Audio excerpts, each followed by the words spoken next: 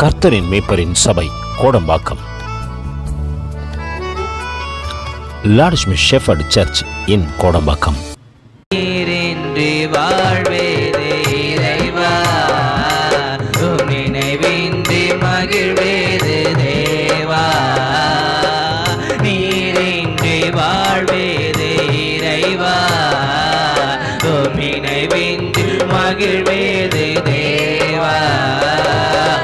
பல கோடி வார்த்தைகள் நான் கேட்ட போதும் பேசுவே நீர் பேசும் ஒரு வார்த்தை போதும். பல கோடி வார்த்தைகள் நான் கேட்ட போதும் பேசுவே நீர் பேசும் ஒரு வார்த்தை போதும்.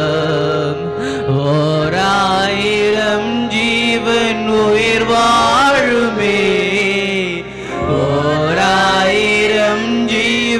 உயிர் வாழுமே, உம் வார்த்தையில் உண்டு அற்புதமே, உம் வார்த்தையில் உண்டு அற்புதமே. என் தேவையை சொல்லி சொல்லி உம்மை துக்கப்படுத்த மாட்டேன்.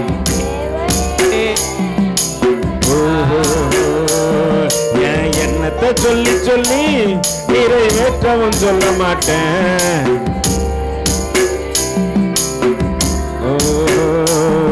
என் தேவனே, என் ஜீவனே, என் நண்பரே, என் சொந்தமே, என் தேவனே, என் ஜீவனே, என் அன்பரே, என் சொந்தமே. இந்த வானம் பூமியாகுமாலும் தேவன் நீங்கதான், உடலும் உயிரும் உள்ளவரை பாடல் நீங்கதான். சொல்றாரு, என் தேவையை சொல்லி சொல்லி உம்மை துக்கப்படுத்த மாட்டாண்டவர். இது தேவையை சொல்லுகின்ற இடம் அல்ல, தேவனை தேடுகின்ற இடம். ஆபிரகாமுக்கு எத்தனை தேவைகள் இருந்த போதிலும், எத்தனை காரியங்கள் கொடுத்த போதிலும், எல்லா இடத்திலும் வந்து பலிபீடத்தை கட்டி கர்த்தருக்கு நேராய் தன்னை தாழ்த்தி, ஆண்டவரே இந்த நிலைகளை என்னை உயர்த்தினவர் நீர்தான், இன்றும் என்னை நடத்துகின்றவர் நீர்தான், ஒருவரும் இல்லாத போது என் கரத்தை பிடித்தவர், இன்று அநேக ஜனங்களை கொடுத்தாலும் என்னோடு கூட இருக்கிறவர் நீர்தான் என்று சொன்ன அவரை போலவே நம்ம விசுவாசத்துல தேவனை நோக்கி பார்க்கத்தக்கதாக ஆண்டவர் இந்த காலை வேளையிலே கர்த்தர் தாமே எங்களோடு கூட இடைப்பட போகின்ற கிருபைகளுக்காக கோடி ஸ்தோத்திரம். மீட்பர் இரட்சகருமாகிய இயேசுவின் இனிய நாமத்தில் ஜெபம் கேளும் எங்கள் ஜீவனுள்ள நல்ல பிதாவே, ஆமென். ஹல்லேலூயா, ஹல்லேலூயா. எடுத்து வாசிப்போம். கடந்த நாட்களிலே பார்த்த காரியங்கள் எத்தனை பேருக்கு ஞாபகம் இருக்குது என்று பார்த்து விட்டு மறுபடியுமாய் அதே அப்போஸ்தலருக்கு எழுதின நடபடிகளில் 6வது அதிகாரத்தில் 7-8 வசனத்தை வாசிக்க. தேவ வசனம் விருத்தி அடைந்தது, சீஷருடைய தொகை எருசலேமில் மிகவும் பெருகிற்று, ஆசாரியர்களில் அநேகரும் விசுவாசத்துக்கு கீழ்ப்படிந்தார்கள். ஸ்தேவான் விசுவாசத்தினாலும் நிறைவை குறித்து கடந்த வாரத்தில் எத்தனை பேருக்கு ஞாபகம் வருகிறது? அல்லேலூயா. 2 காரியத்தை குறித்து சொன்ன. நிறைவு தேவனால் வருகிறது. எப்போ தேவனை விட்டு நம்ம தூரம் போறோமோ அப்போ என்னவோ வந்துடும், குறைவு வந்துடும். அதற்கு ஆதாரமாய் ஒரு மகளை காண்பித்து கொடுத்து எத்தனை பேருக்கு ஞாபகம் இருக்குது? யார? நகோமிய. கர்த்தர் நல்லவர். அல்லேலூயா. நகோமி எருசலேமில் இருக்கக்கூடாதபடிக்கு அல்லது பெத்லகேமில் இருக்கக்கூடாதபடிக்கு கடந்து எங்கே கடந்து சென்றார்கள்? மோவாப்புக்கு கடந்து. மோவாப்பு குறித்து ஒரு பெரிய பட்டியலை எரோமியா தீர்க்க தரிசன புத்தகத்தில் உள்ள போய் பார்த்தீங்கன்னா தெரியும். எரோமியா மோவாப்பை குறித்து அத்தனை காரியத்தை சொல்லுகின்றார். எத்தனை பேர் கடந்த வாரத்தில் படிச்சிங்கன்னு எனக்கு தெரியல, ஆனாலும் போய் படித்து பார்த்தீர்களானால் மோவாப்பின் தீங்கை குறித்து, மோவா எப்படியப்பட்ட தேசம் என்பது ஒருவேளை பார்ப்பதற்கு பரவசத்தை கொடுப்பது போல இருக்கலாம். அல்லேலூயா. எப்படி இருக்கலாம்? மோவா பார்க்கறதுக்கு பரவசமா இருக்கலாம். ஆனால் தான் என்ன பண்ணிட்டாரு, நகோமி வீட்டுக்காரர் கேட்காம கொள்ளாமல் எங்கே போயிட்டாரு? மோவாப்புக்கு வா போயிடலாம், ஏன்னா அங்கே போனால் தான் நம்மளுக்கு நம்ம வாழ்வடைய முடியும் என்று நினைத்தார். ஆனால் வாழ்வே இல்லாமல் போனது. அல்லேலூயா. நம்முடைய கண்களுக்கு பார்ப்பதெல்லாம் மேன்மை போல தெரியலாம். லோத் அப்படிதான் என்ன பண்றாரு, ஆபிரகாமை விட்டு பிரிந்து போகும்போது கரெக்டாக எங்கே போய் நின்றுட்டாரு? அல்லேலூயா. மற்றவர் யாருமே காணக்கூடாத ஒரு இடத்துல போய் நின்றார். மற்றவர் பார்க்கக்கூடாத இவருடைய பார்வைக்கு எப்படிதான் அது தேவ பர்வதம் போலவும் இருந்துதான். அல்லேலூயா. நல்லா எகிப்து தேசத்தை போலவும் ஏதேன் தோட்டத்தை போலவும் இருந்தது வேதம் சொல்லுகிறது. ஆனால் அந்த இடத்திலே அவன் அழிவை கண்டான். தன் அங்கே மீள முடியாதபடிக்கு அவன் அங்கே சாபத்தை பெற்றுக்கொண்டான். அல்லேலூயா.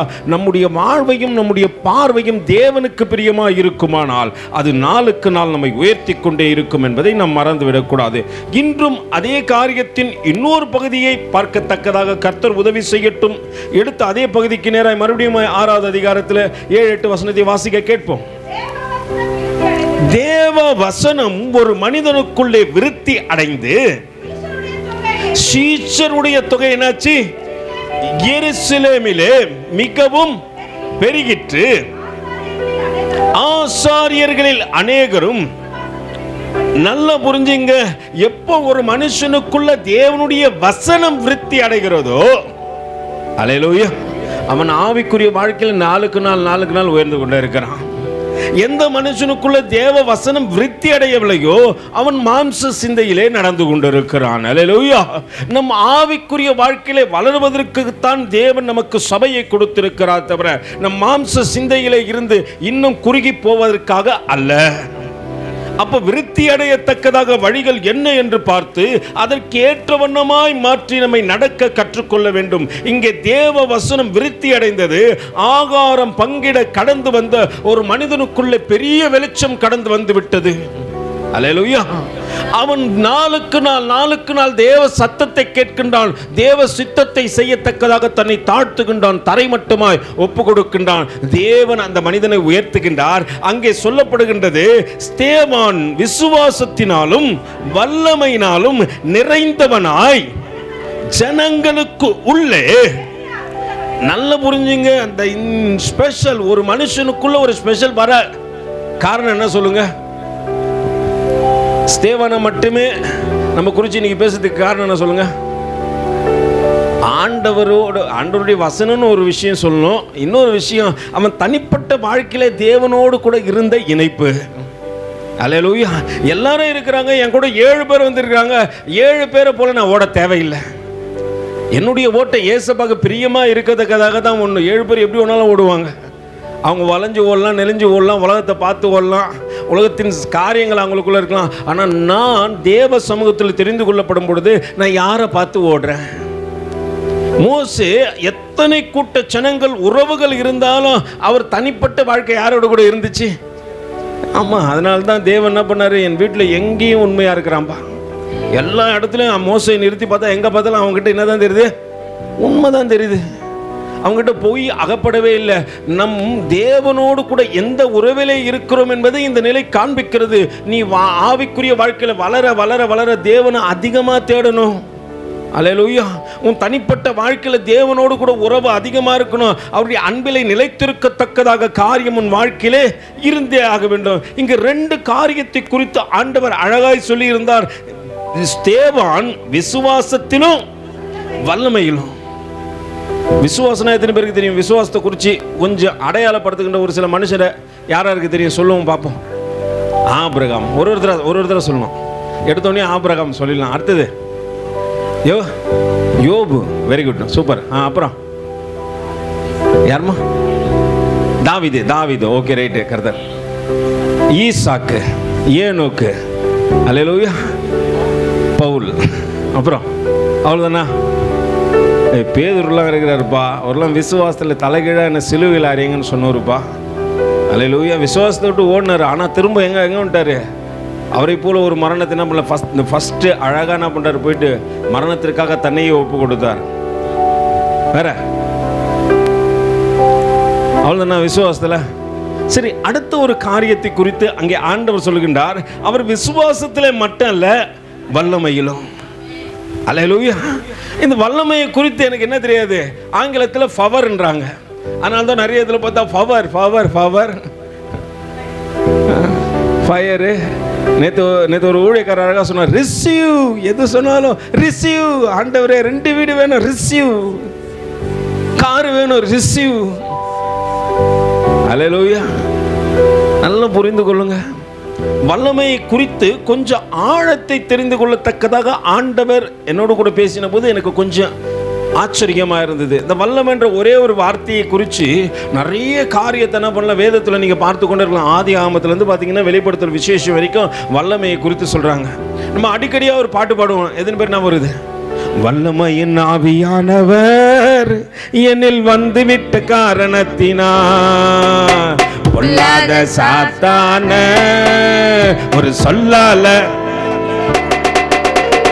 வல்லமையின் ஆவியானவர் என்னில் வந்துவிட்ட காரணத்தினால் பொல்லாத சாத்தான ஒரு சொல்லால விரட்டிடுவேன். சொல்லுமா, வல்லமையின் ஆவியானவர் என்னில் வந்துவிட்ட காரணத்தினால் பொல்லாத சாத்தான ஒரு சொல்லால விரட்டிடுவேன். பவராவி எனக்குள்ளே அந்த பயாவி அணுகுவதில்லை. அந்த பயாவி அன்பினாவி எனக்குள்ளே நான் அகற்றிவிட்ட கசப்புகளை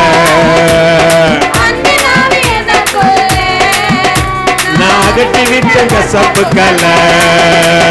வல்லமையின் ஆவியானவர் என்னில் வந்துவிட்ட காரணத்தினால் பொல்லாத சாத்தான ஒரு சொல்லால விரட்டிடு. எல்லா கையில கட்டி சொல்லுமா, வல்லமையின் ஆவியானவர்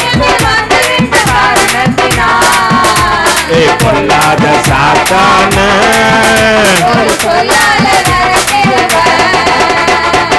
எது உள்ள இருந்தா பயம் இருக்காது. அல்லேலூயா. பவர் ஆவி எனக்குள்ளே இருந்தா நம்ம ஆவி என்னைக்குமே பயப்படும். அல்லேலூயா. நம்ம ஆவி பாருங்களேன், நம்ம உடனே ஒரு இருட்டை பார்த்தா உடனே என்ன வந்துடும்?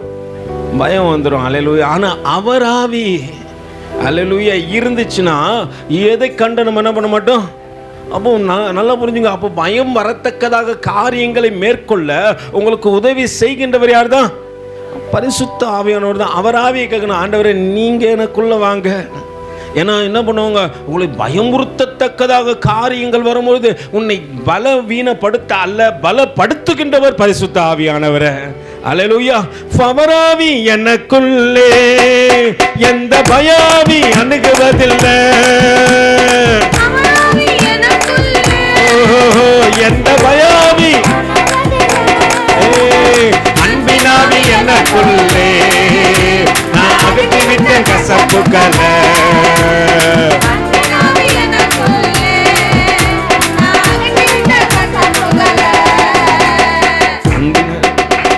வல்லமையின் ஆவியானவர் என்னில் வந்துவிட்ட காரணத்தினால் ஒரு சொல்லால விரட்டிடு. ஓஹோ, வல்லமையின் ஆவியானவர் பொல்லாத சாத்தான கட்டுப்பாட்டின் ஆவியானவர் என்னை கண்ட்ரோல் பண்ணி நடத்துகிறார். என்னை கண்ட்ரோல் பண்ணி நடத்துகிறார். இஷ்டம் போல அலைவதில்லை, அவர் சித்தம் செய்ய வாழ்பவன் நான். இஷ்டம் போல அலைவதில்லை, அவர் சித்தம் செய்ய வாழ்பவன் நான். வல்லமையின் ஆவியானவர் பொல்லாத சாத்தான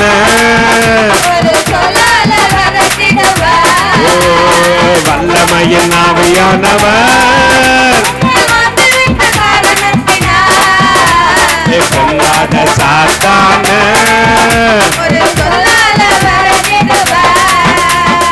உலகத்துக்கு வெளிச்சானா ஊரெல்லாம் டார்ச்சடிப்ப.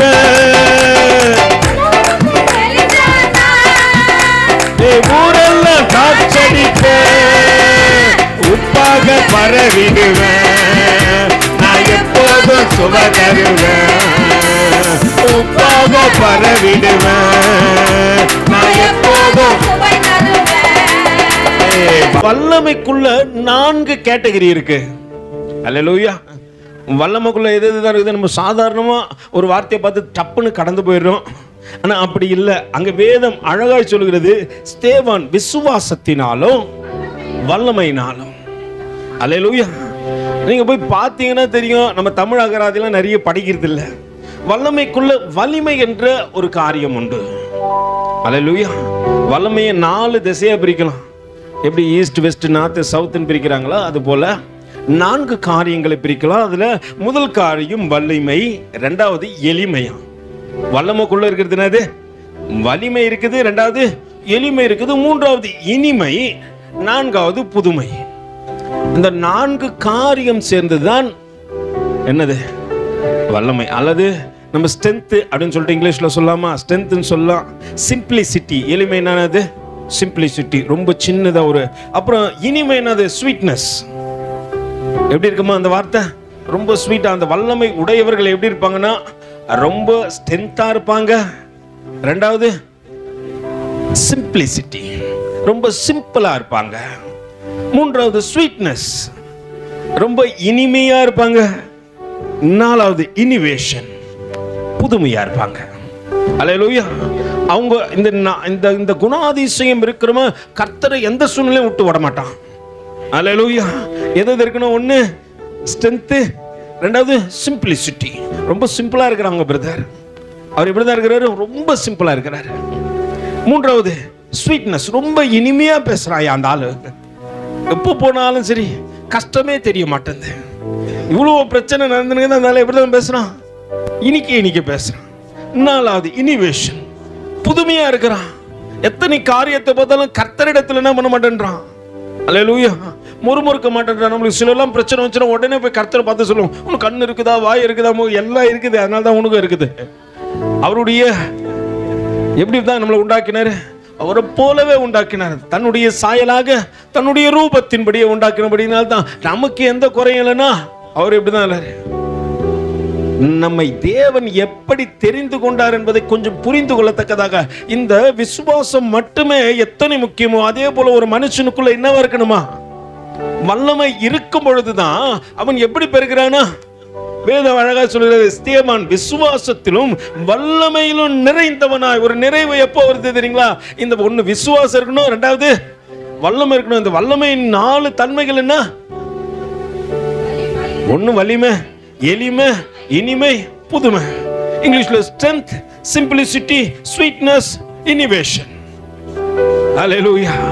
இது எல்லாம் அந்த 4 சாரமும் அந்த விசுவாசமும் சேர்ந்தா தான் அவனுக்குள்ள ஒரு பெருக்கம். இப்போ வலிமை, எதுல வலிமை இருக்கணும் பிரதர்? நான் போய் ஒரு பாறையை தூக்குறேன் பிரதர். ஜிம்முக்கு போயிட்டு என்ன பண்றேன்? இந்த சைடு ஒரு 100 கிலோ, அந்த சைடு ஒரு 100 கிலோ. அந்த வலிமை இல்லை. அல்லேலூயா. நம்ம நினைக்கிறோம் வைட்டா எதுனா ஒன்று ஒரு 200 கிலோ மூட்டையை தூக்கிட்டா நம்மள என்ன பண்றோம்? கொஞ்சம் பாடியெல்லாம் வச்சுட்டா நம்மளுக்கு என்ன வந்துடுது? அது இல்லை. ஆவிக்குரிய வாழ்க்கை என்பது வேற. இதற்கு மாம்ச சிந்தைக்கு எதிர் திசையாய் ஓடுவதுதான் ஆவிக்குரிய வாழ்க்கை. அங்க ஒண்ணும் இல்ல. ஒரு மனுஷன் ரொம்ப வலிமையான ஒருத்தங்கிட்ட போய் நான் எப்படின்னா என்ன பண்ணும்? சீடனாய் சிஷியனாய் சேர்ந்து விட வேண்டும் என்று சொல்லி போனானா. உலகத்திலேயே குத்து சண்டை வீர ஒரு இடத்துல ஒருத்தக்கிட்ட போனானா, அவன் பார்த்தா ரொம்ப நல்லா சண்டை போட்டு இருந்தானா. அவங்ககிட்ட சொல்லிட்டானா, நான் இது மட்டும் உன்னுடைய என்ன பண்ற சீடனாய் சேர்ந்து விடுகிறேன். அவன் கொஞ்ச நாள் ஆன உடனே அவனை வேற ஒருத்தன் அடிச்சிட்டான். அவனை அடிச்ச உடனே அவனுக்கு மனசு இவனை காட்டில இவன் வலிமை உள்ளவனா இருக்கிறான், அதனால இவங்கிட்ட பேசுதலான்ட்டு அவன் வீட்டுக்கு போனான்னா அவனுக்கு பேயை பார்த்தா பயமா, இருட்டை பார்த்தா பயமா. நல்ல குத்து சண்டை வீரன் தான், ஆனா வீட்டுக்குள்ள போனா எதை பார்த்தா பயம்? இருட்டை பார்த்தா பயம். பக்கத்துல கை ஊத்தி சொல்லுங்க, நிறைய குத்து சண்டை வீரர் நம்ம கிட்டே இருக்கிறாங்க, ஆனா இருட்டை பார்த்தா பயப்படுவாங்க. ஐயோ அவங்க என்னவோ நிக்குது, யாரு கண்ணுக்கும் தெரியாது நிக்குது, உங்க கண்ணுக்கு மட்டும் எது தெரியுது? உள்ள என்ன இருக்குது? பயம். அல்லேலூயா. பவர் ஆவி எனக்குள்ள இருந்தா எந்த பய ஆவி என்ன பண்ணாது? பயமுறுத்துவாங்க. இதை பண்ணிடுவேன் அதை பண்ணிடுவேன். சொல்லு, டோன்ட் வரி, பி ஹாப்பி. உள்ள அவர் இருக்கிறாரு. பவர் ஆவி எனக்குள்ள எந்த பய ஆவியும் அணுகுவதில்லையே. கர்த்தரை காட்டிலும் உன்னை பயமுறுத்துறவர் யாரு? அல்லேலூயா. அவர் உனக்குள்ள இருப்பாருன்னா உலகம் உன்னை பயமுறுத்தல நினைக்கலாம். அல்லேலூயா. எல்லாத்தையும் மாத்திடுவார்.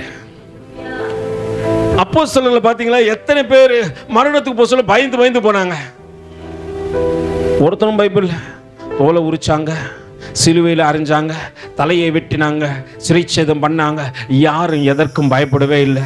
பய ஆவி எனக்குள்ளே வர தேவன் அனுமதிப்பதும். அல்லேலூயா. அதனால என்ன பண்ணக்கூடாது, இவன் அவங்ககிட்ட போனோன்னா அவன் ரொம்ப பயப்படுறானா. என்ன பண்ணனா, அவன் ஒரு நாள் பேயை பார்த்து பயந்துட்டானா. ஒரு ஊழியக்காரர்கிட்ட போனானா. அந்த ஊழியக்காரு வத்தலும் தொத்தலமா ஒல்லியா பார்க்கறது ரொம்ப கருப்பா இருக்கிறாராம். அவர் பார்த்தாலே அவனை மாதிரி பாடி பில்டர் கிடையாது, ரொம்ப கருப்பா ஒல்லியா. ஆனா அவரை பார்த்தா பேய் பயந்துன்னு ஓடுதான். அல்லேலூயா. இவன் பார்த்தானா, இவனை காட்டிலும் யார் வலிமை உடையவன்? ஊழியக்கார வலிமை. அதனால நம்ம அவர்கிட்ட போய் சேர்ந்தலாம். இந்த உலகத்தின் வலிமை அல்ல, இது வேறு.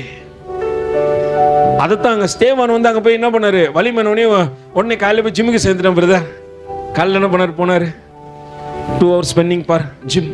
அவன் ஒர்க் அவுட் அப்படின்னு ஒர்க் அவுட் பண்ணியிருந்தார். இல்லை, அவர் வலிமை வேற. அந்த வலிமையை தெரிந்து கொள்ள வேண்டுமானால் கொஞ்சம் என்ன பண்ணோம், நம்மளால முடியாத ஒரு காரியத்தை செய்து முடிக்கத்தக்கதாக ஒரு வல்லமை நமக்குள்ள கடந்து வரும். அல்லேலூயா. என்னால் முடியுமா, எனக்கு தரமகதான் பார்த்தீங்கன்னா இந்த இடத்துல நிற்க முடியுமா, பேச முடியும், இங்கே முடியாது. தனிப்பட்ட மனுஷனா நான் என்ன பண்ண முடியாது. இங்கே வந்தேன்னா ஒரு காரியமும் வராது. என் வார்த்தைகள் பதற ஆரம்பிக்கும். பதிரனுடைய காரியம் சிதறும். அல்லேலூயா. நல்லா புரிஞ்சுங்க. அப்போ என்னை ஏக்கி கொண்டிருக்கிற ஒரு வல்லமை, ஒரு வலிமை அவர் எனக்குள்ளே வந்தபடியினாலே அந்த வலிமையை குறித்து கொஞ்சம் பார்த்து விடும். ஏன்னா நம் மாம்சத்துக்குரிய வலிமையை பார்த்து பார்த்து பார்த்து பார்த்து ஆள் கொஞ்சம் பல்கா இருந்தா போதும், நம்மள எல்லாத்திலையும் இல்லை இல்லை, அதை காட்டிலும் வல்லமை நிறைந்த காரியங்கள் அநேகம் உண்டு. அல்லேலூயா. கர்த்தர் கொடுக்க வல்லவராக இருக்கிறார். அந்த காரியத்தை குறித்து கொஞ்சம் புரிந்து கொள்ளத்தக்கதாக கர்த்தர் நம்மோடு கூட இடைப்படட்டும். எடுத்து அந்த வல்லமையை குறித்து கொஞ்சம் பார்க்க தேவன் உதவி செய்யணும். முதல் காரியம் வலிமை என்றும், இரண்டாவது எளிமை, மூன்றாவது சேர்ந்து சொல்லணும், இல்லைன்னா தனிமை தான். அல்லேலூயா. சேர்ந்து சொல்லணும். வல்லமையின் 4 அம்சங்களை குறித்து பார்க்கிறோம். ஏன்னா ஸ்தேவானுக்குள்ள இந்த 4 அம்சங்களும் இருந்துச்சு. அவன் ஸ்ட்ரென்த், ஆவிக்குரிய வாழ்க்கையில் எப்படின்னா ஸ்ட்ரென்த்தா இருந்தான். ரெண்டாவது சிம்பிள்சிட்டி, சிம்பிளா இருக்கிறான். அவன் பெரிய ஆள் மாதிரிலாம் காட்டிக்கல தானே. அல்லேலூயா. நல்ல பாருங்க, பெரிய ஊழியக்காரர்கள்லாம் இருப்பாங்க, அவங்க தன்னை எப்படி காட்டிக்க மாட்டாங்க, சாதாரணமாக இருப்பாங்க. அல்லேலூயா. நான் ஒரு பணக்காரரை என் அனுபவத்தில் பார்த்ததுண்டு. இங்கே வீனஸ் காலனின்னு சொல்லிட்டு நீங்கள் ஜெயலலிதா வீட்டாண்ட போனீங்கன்னா அங்கே ஒரு காலனி இருக்கு, அது பேர் வீனஸ் காலனி. அந்த வீனஸ் காலனியில் 110 கிரவுண்டு இடத்துக்கு ஒருத்தர் ஓனர். அவங்க குடும்பம் பேர் தான் வீனஸ் காலனி. அவங்க கிட்ட இருந்து தான் என்ன பண்ணாங்க, மற்ற எல்லாருமே இடம் வாங்கினாங்க. அங்கே இருக்கிற பாதி பேர் இடம் வாங்கினாங்க. நான் ஒரு நாள் அவங்க வீட்டுக்கு வேலைக்காக போனேன். போகும்போது பார்த்தா ஒருத்தர் சாதாரண ஒரு லப்பர் செருப்பு, ஒரு சாதாரண பண்ணின்னு ஃபேண்ட்டு போட்டு ஓரமாக நின்று சிகரெட் பிடிச்சிட்டு இருக்கிறார். நான் என்னை அழைத்து ஒரு அண்ணன் வந்தார். அவர்கிட்ட கேட்டேன்னா, யாருன்னு ஒரு ஓப்பனில் நின்று இப்படி ஓனர் பார்த்தா திட்ட மாட்டாரா அப்படின்னு கேட்டால் சொன்னார், பிரதர் அவர் தான் பிரதர் ஓனர். அவ்வளோ பெரிய இடத்துக்கு ஓனர் எப்படி தான் இருக்கிறாரு, சாதாரண ஒரு லப்பர் செருப்பு தான் போட்டுருந்தேன். நான் பார்க்குறேன் காலில் அந்த பேரகான் செப்பல் ஒன்று போட்டுன்னு சாதாரண ஒரு மணின்னு ஃபேண்ட்டு. பெரிய பணக்கார குடும்பத்தில் பிறந்தவர். 3 மாதத்துக்கு ஒரு வாட்டி அவங்க வீட்டில் என்ன பண்ணுவாங்க, எந்த புது கார் வந்தாலும் வாங்கிடுவாங்களாம். எந்த புது கார் வந்தாலும் வாங்குவாங்களாம். அத்தனை காரியங்கள் உடைய அந்த மனுஷன் எப்படி இருக்கிறான், சாதாரணமாக இருக்கிறாங்க. நீங்கள் பெரிய பெரிய பெரிய ஆட்களை போய் பாருங்க, அவங்க பெருசாக என்ன பண்ண மாட்டாங்க. நம்மளுங்க ஒன்றும் இல்லைனாலும் என்ன பண்ணும். அல்லேலூயா. வேதத்தில் கற்றுக்கொள்ளுங்க, ஸ்தேவான் எப்படி இருந்தான்னு சொல்லிட்டு வேதம் சொல்லுகிறது. அங்கே அவன் விசுவாசமா இருந்தது. ரெண்டாவது உள்ள வந்து அவன் வலிமை, தேவனுக்குள்ளாக ஒரு வலிமை இருந்தது. ஆண்டவரே, எந்த சூழ்நிலை ஆகட்டும், எந்த சூழ்நிலையும் அவர் அன்பினின்று என்னை பிரிக்காது காத்து கொள்வார். எந்த சூழ்நிலையும் அவர் அன்பினின்று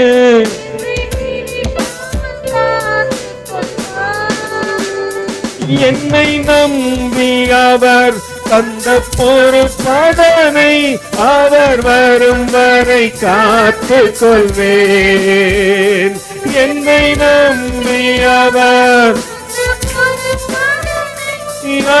வரும் வரை காத்துக் கொள்வேன். ஆனந்தமே பரமானந்தமே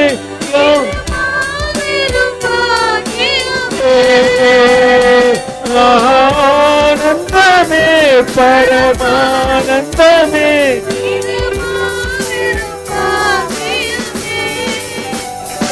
இந்த பாதலத்தின் சொந்தக்காரவர் இந்த உள்ளத்தில் சொந்தமானார். இந்த பாதலத்தின் உள்ளத்தில் சொந்தமானார். அவர் வரும் நாளிலே என்னை காரமசைத்து அன்பாய் கூப்பிட்டு சேர்த்துக் கொள்வார். என்னை காரமசைத்து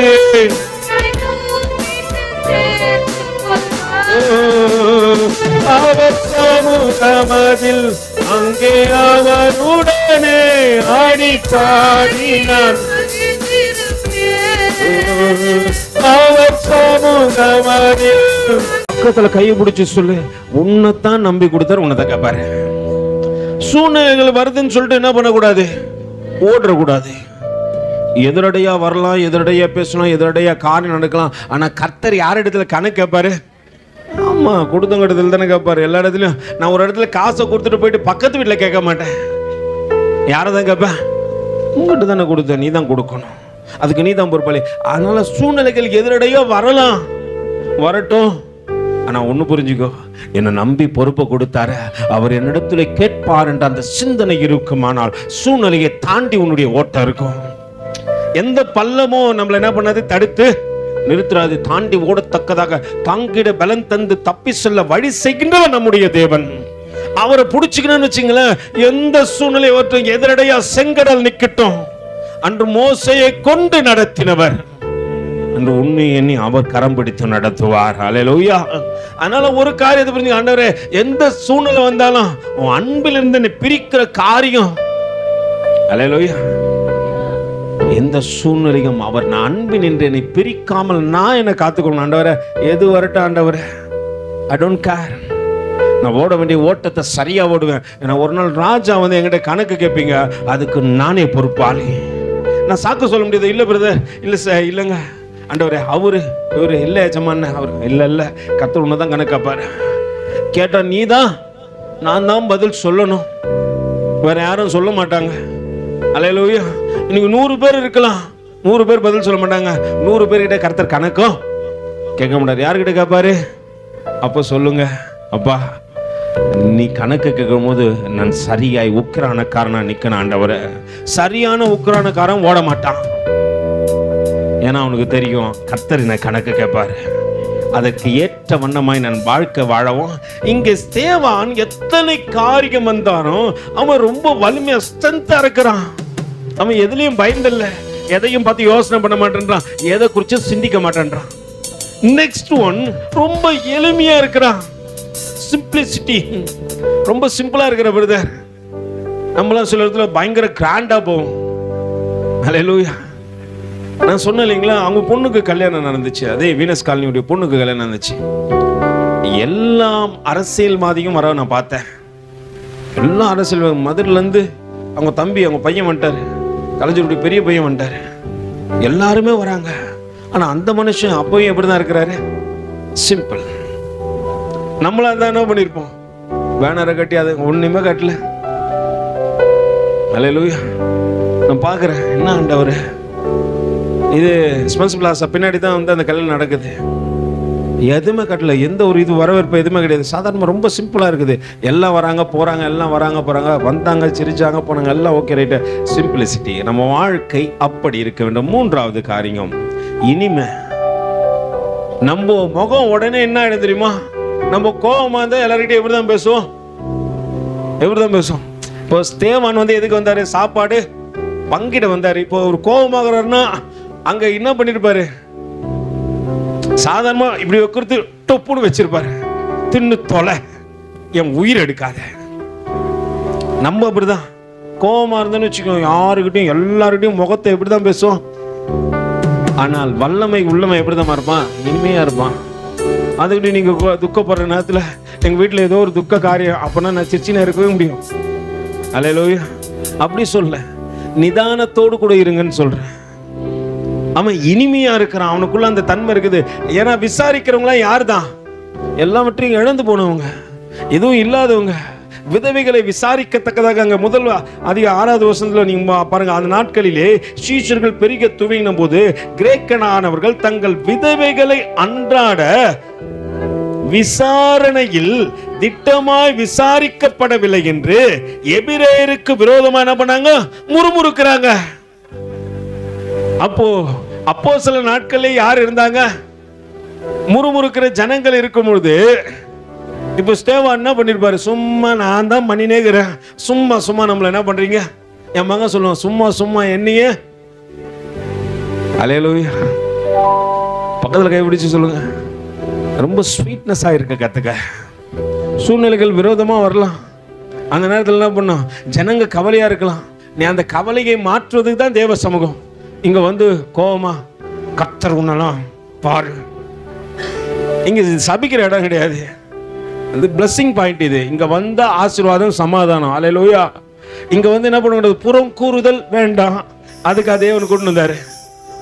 அல்லேலூயா. நல்லா புரிஞ்சுங்க. இங்க வந்து தேவ ஆசீர்வாதத்தை சொல்லு. நம் முன்னோர்கள் இருக்கிறாங்க, அவங்களை தேவன் வழி நடத்தி வந்த வழிகளை காண்பித்து கூட அது இனிமையா இருக்கும். அப்ப நம்ம வாழ்க்கை எப்படிதான் இருக்கணும், எப்பயுமே இனிமையா இருந்தா தான் நான் என்ன பண்ண முடியும். அற்புதங்கள் ஏன் தெரியுமா என் கையில நடக்க மாட்டேங்குது, ஏன் சொல்லு. என் கையை குத்தா ஒருத்தன் ஆசீர்வதிக்கப்படணும். எத்தனை பேர் கையை குத்தா ஆசீர்வதிக்கப்படுறீங்க, கவனிங்க ப்ளீஸ். அல்லேலூயா. என்ன பண்ண, நம்மளை பார்த்தா நம்ம கிட்ட வந்து ஒருத்தர் பேசுறாங்கன்னா ஆசீர்வாதமா மாறணும். ஏன் சொல்லுங்க மாற மாட்டேன்றாங்க. நம்ம கிட்ட தேவன் எதிர்பார்க்கிற அந்த காரியங்கள் இல்லை. விசுவாசம் இருக்குது. ஆபிரகாமை பார்த்து எதை கத்துக்கணும், விசுவாசம். என்ன சூழ்நிலை வந்தாலும் சரி, விசுவாசம் விசுவாசம் விசுவாசம். அவர் விசுவாசத்தாரு, நானும் ஓகே ரைட் தேங்க்யூ. பட் என்ன இல்லை உள்ள வல்லமன்ட்டு என்ன பண்றோம், தேவையில்லாத ஒரு காரியத்தை உடம்புல ஸ்ட்ரென்த் வச்சுன்னு இது வல்லமன்ற, அது வல்லமா இல்லை. இந்த சரீரம் இன்னைக்கு நல்லா நிக்கலாம், நாளைக்கு கீழே விழுந்து போகலாம், அது வல்லமன்னு நினைச்சிடக்கூடாது. அல்லேலூயா. ஒரு நாள் இந்த சரீரத்தை விட்டு நம்ம என்ன பண்ண போறோம், கடந்து போக போறோம். இது நமக்கு சொந்தமோ, தேவன் நம்மளுக்கு ஏதோ கொடுத்து வச்சுக்கிறாரு கிருபை, அதை காப்பாத்துறதுக்கான வழிகளை மட்டுமே பாருங்க. அதுக்கு முழு நேரம் வண்ணம் திட்டி அதை பார்த்து என்ன சொல்லக்கூடாது, என்ன வாழ வைக்கும், அது இல்லை, அது ஒரு நாள் விட்டு போற. எத்தனை பேர் சொல்லுவீங்க, பிரதர் நான் செத்தாலும் பாடியோடு தான் போவேன்னு சொல்லுவீங்க. எத்தனை பேர் சொல்லுவீங்க, ஒரு நாள் விட்டு போவோம். நம்ம கண்ணதுக்கு நம்ம ஆவி பார்க்கும், நம்மளை படுக்க வச்சு சுற்றி எல்லாம் என்ன பண்ணுவாங்க, நம்ம கூட பேசினவங்க, நம்ம கூட பழனவங்க, காமெடி பண்ணவங்க, கடன் கொடுத்தவங்க எல்லாம் நின்று பார்ப்பான். அல்லேலூயா. ஒரு நாள் எங்கள் அப்பா இறந்துட்டாரு, அது 5 வருஷத்துக்கு முன்னாடி இறந்துட்டாரு. அந்த ஒரு நாள் தான் இப்போ சொல்கிறேன். முடிஞ்ச உடனே சாவெல்லாம் அன்றைக்கி கொரோனா டைமு. அந்த மனுஷன் எங்கே புண்ணியம் பண்ணாருன்னு தெரில, கர்த்தர் கிருபை. ஒரு காஸ்பல் டீம் வந்துட்டாங்க கொரோனா நேரத்தில். அங்கங்கே செத்தா இன்னும் சத்தமே வரக்கூடாது, ஜனங்க இருக்கக்கூடாது, 10 பேர் இருக்கலாம், பார்த்துட்டு போகலாம். ஆனால் எங்கள் அப்பா சாவுக்கு சுற்றி பார்க்குறேன், காஸ்பல் டீமில் அடித்து பாட்டு பாடி அவங்க தேவனுடைய நாமத்தை மகிமைப்படுத்த ஏரியாக்குள்ளே இருந்த ஜனங்கள்லாம் வந்துட்டாங்க. எனக்கு ஒரு சைடு பயம், எங்கெங்க போலீஸ் வந்து என்ன பண்ணுறாங்க கேட்டு, அம்பா இந்த பாடி இப்பயும் இங்கேருந்து தூக்கு அப்படின்னு சொல்லிட்டு போகிறாங்கன்ட்டு நான் சுற்றி பார்த்துட்டு வரேன். தேவ வார்த்தை எல்லாம் நிறைவேறத்தக்கதாக அங்கே பெரிய ஒரு காரியம் நடந்தது. அநேக ஜனங்கள் வந்தாங்க, கர்த்தருடைய நாமத்தை மகிமைப்படுத்தத்தக்கதாக. அவரை நான் சர்ச்சை கூட வரவே மாட்டார். வரம்பா கீழே உட்காந்து தான்ப்பா கேட்குறேன்ப்பா அப்படின்னுவார். தேவன் சந்தர்ப்பங்களை கொடுத்தாரு. சந்தர்ப்பங்களை மீறி போகும்போது தன் சொந்த சரீரத்தை அவரால் எடுத்து கொண்டு போக முடியல. அல்லேலூயா. நல்லா புரிஞ்சுங்க. இப்போ யார் இருக்கிறாங்க, சாவுல எல்லாரும் இருக்கிறாங்க, எல்லாம் முடிஞ்சிச்சு. ஒரு அம்மா வந்துச்சு, அப்பா உங்க அப்பா என்கிட்ட ஒரு 12,000 ரூபாய் கடன் வாங்கிறாரு. கடன்காரனும் உள்ள இருந்துக்கிறான் போல இருக்கு, எனக்கு தெரியாது. நல்லா புரிஞ்சுங்க. எல்லாரும் இருப்பாங்க. நம்ம கண் எதிர்க்கோ நமக்கு தகனம் நடக்கும், நம்மளை புதைப்பாங்க, நம்ம மேலே மண்ணை போடுவாங்க, நம்மளுக்காக பாட்டு பாடுவாங்க, எல்லாத்தையும் பார்ப்போம். இந்த சரீரத்தை என்னால் என்ன பண்ண முடியாது, கொண்டு செல்ல முடியாது. ஆனால் இதுக்கு நான் மேன்மை பாராட்டி கொண்டு இருப்பேன். இதுக்கு கிடைக்கிறது தான் வலிமை நான் நினைச்சுப்பேன். அது உண்மை இல்லை, அது மாய. ஆவிக்குரிய வாழ்க்கையில் நீ எதை சேர்த்து வைக்க போகிற அதுதான் உன்னை பரலோகத்துக்கு கொண்டு போக போகுது என்பது மட்டும்தான் வலிமை. அந்த வலிமையை குறித்து மட்டுமே இன்னைக்கு கொஞ்சம் பார்ப்போம். எடுத்து வாசிப்போம். லூக்காக்கு எழுதின நிருபத்தில் ஒரு சம்பவத்தை காண்பித்து கொடுத்து ஒருவேளை ஆவிக்குரிய வலிமை என்ன என்பதை உங்களோடு கூட பேச விரும்புகின்றேன். லூக்காக்கு எழுதின நிருபம் கடைசியாய் ஒரு 24வது அதிகாரத்துக்குள்ள கடந்து வந்துடுவோம். அங்கே நடக்கிற ஒரு சம்பவத்தை குறித்து உங்களிடத்தில் பேசிவிட்டு நான் பேசுகிறேன். வலிமை குறித்து 24வது அதிகாரத்தில் 13வது வசனத்திலிருந்து வாசிங்க பார்க்கலாம். அன்றைய தினமே அவர்களில் 2 பேர் எருசலேமுக்கு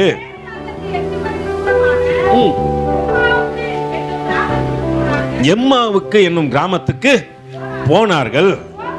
போகையில் இந்த வர்த்தமானங்கள் யாவையும் குறித்து அவர்கள் ஒருவரோடு ஒருவர், இவங்க எங்கிருந்து போறாங்க, எங்கிருந்து போறாங்க, அல்லேலூயா, எருசலேமில் இருந்து போறாங்க. கவனிங்க, எல்லாரும் கவனிங்க. கொஞ்சம் நீங்க மாத்தி மாத்தி கவனிக்காம இருந்தீங்கன்னா அப்புறம் நான் பார்த்து திட்ட வேண்டியதா வரும்.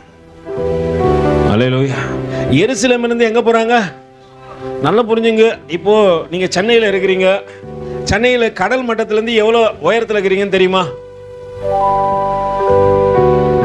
கடல் மட்டத்திலிருந்து எவ்வளோ உயரத்தில் நீங்கள் இருக்கிறீங்க? ஏன்னா இங்கே தானே இருக்கிறீங்க, பக்கத்தில் தான் கடல் இருக்குது. 15 நிமிஷம் தாண்டிங்கன்னா கடல் வந்துடும். ஆனால் கடல் மட்டத்திலிருந்து எவ்வளோ உயரத்தில் இருக்கிறீங்கன்னு தெரியுமா? எத்தனை பேருக்கு தெரியும்? எனக்கு எல்லாம் தெரியும். I don't know. இல்லை, நம்ம உண்மை தானே, அது தப்பு சொல்ல. ஒருத்தர் மட்டுமே என்ன பண்ணக்கூடாது. உங்களுக்கு தெரியுமா? Okay, God bless you. நம்ம உடனே நான் இப்படி கையை கட்டினோடனே அவனுக்கு 2 பேரும் அங்கே பார்த்து பேசுகிறானுங்க. அவனுக்கு என்ன தெரிஞ்ச மாதிரி சரி இவங்க அம்முனுக்கிறான். அல்லேலூயா. நம்ம கடல் மட்டத்திலேருந்து கிட்டத்தட்ட ஒரு 6 அடியிலேருந்து ஒரு 10 அடிக்குள்ளே இருக்கிற ஒவ்வொரு ஏரியாவுக்கு ஏற்ற மாதிரி ஹைட்டு மாறும். அவ்வளோதான் டிஃப்ரெண்ட்டில் இருக்கிறோம். இப்போது இவங்க எங்கேருந்து போகிறாங்க? எருசலேமில் இருந்து எம்மாவூர் போகிறாங்க. கடல் மட்டத்திலிருந்து கிட்டத்தட்ட எருசலேம் 2500 அடி உயரம். எவ்வளோ? 2500 அடி உயரம். நல்லா புரிஞ்சுங்க. ஏன் இந்த காரியத்தெல்லாம் சொல்றேன்னா, ஒரு காரியத்தை புரிய வைக்கிறதுக்காக உங்களுக்கு பேசுறேன். இப்போ எருசலேம்ல இருந்து எம்மாவூருக்கும் போறாங்க. 7 அல்லது எத்தனை கிலோமீட்டர் அங்கே வேதம் சொல்லுது? 8 கிலோமீட்டர். மைல் கணக்கில் இதை மைலை சொல்கிறாங்க. கிலோமீட்டர் பார்த்தீங்கன்னா ஒரு 11 கிலோமீட்டர் வரும் அப்படின்னு சொல்லிட்டு சொல்ல போகிறது. 7 அல்லது 8 மைலை தான் அங்கே வந்து சொல்கிறாங்க. அந்த கிலோமீட்டர் பார்த்தீங்கன்னா 11 கிலோமீட்டர். எம்மாவூர் கடல் மட்டத்திலேருந்து கிட்டத்தட்ட 50 அடி உயரம் இருக்குது. எத்தனை அடி? இப்போ எருசலேம் 2500 அடி உயரத்தில் இருக்குது. எம்மாவூர் எங்கே இருக்குது? கடல் மட்டத்திலேருந்து 50 அடி உயரம். அப்போ அங்கேருந்து வரது எப்படி தான் டவுன்ல வருவாங்க. யாரும் தள்ளி கொடுக்க தேவையில்ல, யாரும் சொல்ல தேவையில்ல, யாரும் அனுப்ப தேவையில்ல. அங்கிருந்து நடந்தாங்கன்னா சரன்னு வந்துடலாம். மலை மேலேருந்து நீங்கள் நடந்து வந்தீங்கன்னா பார்த்துக்கிறீங்களா? எப்படி வருவீங்க? ஸ்பீடாக வரீங்களா, ஸ்லோவாக வரீங்களா? படி ஏறும் போது ரொம்ப கஷ்டமாக ஏறணும். ஆனால் இறங்கும் போது 2 பேர் வராங்க. அங்கே வேதம் அழகாய் ஒரு காரியத்தை காண்பிக்கிறது. 13வது அதிகாரத்தில் அன்றைய தினமே அவர்களில் என்று 2 பேரை சொல்லுகிறது. யார்களில்? யாரை குறித்து சொல்றாங்க? சீஷர்கள். நல்லா புரிஞ்சுங்க. இவங்க அந்த 12 சீஷர்கள் அல்ல. இயேசு கிறிஸ்து நாட்களில் 12 பேர் இருந்தாங்க இல்லைங்களா? அதில் ஒருத்தர் இறந்து போயிட்டாரு. அதுக்கு பதிலாக வேற ஒரு சீஷர் வந்தார். ஒரு பேர் என்னது? மத்தேயு. வெரி குட், தெரிஞ்சு வச்சுங்க. மத்தேயு இதெல்லாம் தெரிஞ்சு வச்சுக்கணும், சரியா? நாளைக்கு உங்களை கேட்டாங்கன்னா பதில் சொல்லணும். இப்போ 12 சீஷர்கள் அங்கே என்ன பண்ணுறாங்க? 12 சீஷர். ஆனால் அவர்களில் 2 பேர்னா அதற்கு பிற்பாடு 70 பேர் சேர்க்கப்படுகின்றார்கள் சீஷர்களாய். அதுக்கு பிற்பாடு 120 பேரா எங்க இருக்கிறாங்க? மேல் வீட்டில் இருக்கிறாங்க. இங்க நடக்கிற பாருங்க. அந்த 120 பேர்ல 2 பேர் என்ன பண்றாங்க? 2 பேர் அவர்களில் 2 பேர் அன்றைய தினம் அவர்களில் 2 பேர் எருசலேமிலிருந்து 7 அல்லது 8 மைல் வந்து 11 கிலோமீட்டர் குறிக்குது. 7 அல்லது 8 மைல் 11 கிலோமீட்டர் குறிக்கிறது தூரம். எம்மாவுக்கு என்னும் கிராமத்துக்கு போனார்கள். போகையில் இந்த வர்த்தமானங்கள் யாவையும் குறித்து அவர்கள் ஒருவரோடு கூட ஒருவர் பேசிக்கொண்டார்கள். இப்படி அவர்கள் பேசி சம்பாஷித்துக் கொண்டிருக்கையில் இயேசுதாமே, நல்லா புரிஞ்சுங்க, ஆண்டவர் 2 பேர் பேசி கொண்டு போறாங்க. இங்க பெரிய பிரச்சனை நடந்திருக்குது. இந்த பிரச்சனையில கூட இருக்க வேண்டிய சீஷர்கள் இருக்காதபடிக்கு என்ன பண்றாங்க, அங்க இருந்து வேற இடத்துக்கு கடந்து செல்றாங்க. கர்த்தரோ இந்த மனுஷனுடைய இருதயத்தை அறிந்து இவர்கள் விலகிவிடக் கூடாது என்று நினைத்து தேவன் அவர்களோடு கூட என்ன பண்றாரு, யாரோ ஒருத்தர் போல. அல்லேலூயா. எப்படி போறாரு, யாரோ ஒருத்தர் போல. இவங்க பேசிக்கொண்டே போறாங்க. யாரை பத்தி பேசல, இவங்க உலகத்து காரியத்தை பேசல. உலகத்து காரியத்தை பத்தி பேசுவான். ஒரு டாபிக் நடந்துச்சுன்னா என்ன பண்ணுவான், உலகத்தானுக்கெல்லாம் அதுதான் போட்டு மெல்லணும். இங்க இவர்கள் தேவ மனுஷர்கள் எதை குறித்து பேசி கொண்டு போறார்கள். இப்படி அவர்கள் பேசி எம்மாவுக்கு என்ன பண்ணாங்களா, போகையிலே இந்த வர்த்தமானங்கள் யாவையும் குறித்து ஒருவரோடு ஒருவர் என்ன பண்ணாங்க, பேசிக்கொண்டு போறார்கள். இப்படி அவர்கள் பேசி சம்பாஷித்துக் கொண்டிருக்கையில் இயேசு தாமே சேர்ந்து அவர்களோடு கூட நடந்து போனார். ஆனாலும் அவரை அறியாதபடிக்கு யாருடைய கண்கள் மறைக்கப்பட்டிருந்தது? 2 பேர் கண்ணும், சீஷருடைய கண்ணு. இவ்வளவு நாள் இயேசுவை பார்த்தவர்கள் தான், இயேசுவோடு கூட பழகினவர்கள் தான், இயேசுவை விசுவாசித்தவர்கள் தான், இயேசுவுக்காக சகல காரியத்தை செய்ய நான் ஆயத்தம் என்று சொன்னவர்கள் தான். அல்லேலூயா. அவர்கள் கண்கள் மறைக்கப்பட்டிருக்கிறது. இப்போ இவங்க சம்பாஷித்து மேலிருந்து கீழே இறங்கி வராங்கப்பா. மேல இருந்து இது எப்படி வராங்க இவங்க ஸ்ட்ரென்த்ல போலாம். 11 கிலோமீட்டர் தானே, பேசிட்டு போயிடலாம், ஒன்றும் பிரச்சனை இல்லை, வாங்க. 2 பேர் பேசிக்கொண்டே நடந்து வராங்க. ஆண்டவர் வராரு, இவர்களோடு கூட சொன்னார். ஆனாலும் அவரை அறியாதிருக்கும்படிக்கு அவர்களுடைய கண்கள் மறைக்கப்பட்டிருந்தது. அப்பொழுது அவர் அவர்களை நோக்கி, நீங்கள் துக்கமுகமுள்ளவர்களாய் வழி நடந்து ஒருவருக்கொருவர் சொல்லிக் கொள்ளுகிற காரியங்கள் என்ன என்று கேட்டார். அவர்களில் ஒருவனாகிய கிளியோப்பா என்பவன் பிரதியுத்தரமாக, இந்நாட்களில் எருசலேமிலே நடந்தவைகளை அறியாதபடிக்கு நீ எப்படி இருக்கிற? கிளியோப்பா பார்த்து சொல்றாரு, பா இது பெரிய பிரச்சனை, உனக்கு தெரியாதா? என்ன விஷயம் தெரியாதா? இயேசு கிறிஸ்துவை சிலுவையில் அறைஞ்சிட்டாங்க. அவர் என்ன பண்ணிட்டாரு, கல்லர்ல இருந்து 3ஆம் நாள் உயிரோடு கூட எழுந்துட்டாரு. இதெல்லாம் அறியாதபடிக்கு நீ இருக்கிறியே, நீ யாருன்னு சொல்லிட்டு யாருக்கிட்ட கேட்கிறாங்க? இயேசுகிட்டே கேட்கிறாங்க. இந்த சம்பாஷணை நடந்து கொண்டே போகிறது. வாசிங்கம்மா தொடர்ந்து. அவர் எவைகள் என்றார். அதற்கு அவர்கள், நஸ்ரேனாகிய இயேசுவை குறித்தவைகளும் அவர் தேவனுக்கு முன்பாகவும் ஜனங்கள் எல்லோருக்கும் முன்பாகவும் செய்கையிலும் வாக்கிலும் வல்லமை உள்ள தீர்க்கதரிசியாயிருந்தார். நம்முடைய பிரதான ஆசாரியரும் அதிகாரிகளும் அவரை மரண ஆக்கினிக்கு உட்படுத்தி சிலுவையில் அறைந்தார்கள். அவரே இஸ்ரவேலை மீட்டு ரட்சிப்பவர் என்று நாங்கள் நம்பியிருந்தோம். இவைகள் சம்பவித்து இன்று எத்தனை நாள் ஆச்சு? 3 நாள் ஆச்சு. வாசிங்கம்மா. ஆனாலும் எங்கள் கூட்டத்தை சேர்ந்த யார் போனாங்க? யாரு? மகதலேனா மரியாளும், யோவன்னா மரியாளும், யாக்கோப்பின் தாயாகிய, நல்லா புரிஞ்சுங்க, எம்மா ஒரு ரூட்டு இதுதான். தெரியுதா? எம்மா ஒரு எப்படி இருக்குது பார்த்துக்கிறீங்களா? இது எத்தனை பேர் பார்த்துக்கிறீங்கன்னு தெரில. இதுதான் எம்மா ஊருக்கு போகிற வழி. இங்கே விளக்கு இருக்குதா ரோட்டில்? பார்த்துக்கிறீங்களா? இதில் என்ன விளக்கு எதனா தெரியுதா? வழியில ஒத்த அடிப்பாத மண் ரோடு தான், வேற எதுவும் தெரியாது. சுத்தி விளக்கு இல்லை. அவங்க நடக்கிற காரியம், அவங்க நடந்து போறாங்க. என்ன நடந்ததுன்னு பார்ப்போம். அப்படியே வாசிங்கம்மா. எங்கள் கூட்டத்தை சேர்ந்த ஸ்திரீகள் எப்ப நடந்தது இது? காலையில மகதலா மரியாலும் யோவன்னா மரியாலும் காலையில போயிட்டு கலர்ல பாத்துக்கிறாங்க. அன்னைக்கு நடக்கிற சம்பவம். அன்னைக்கு காலையில இயேசு உயிர் தெழுந்துட்டாருன்ட்டு அவங்க வந்து சொல்றாங்க. ஆனா அதை நம்புகின்ற இருதயம் யார்கிட்ட இல்ல? யார்கிட்ட இல்ல? சீஷர்கள்ட்ட இல்ல. சீஷன் என்பவன் எப்படி இருக்கணும்னு சொல்லிட்டு வேதம் சொல்லுது, குருவை போலவே. சீஷன் என்பவன் குருவை போலவே. சீஷன் என்பவன் குருவை போலவே.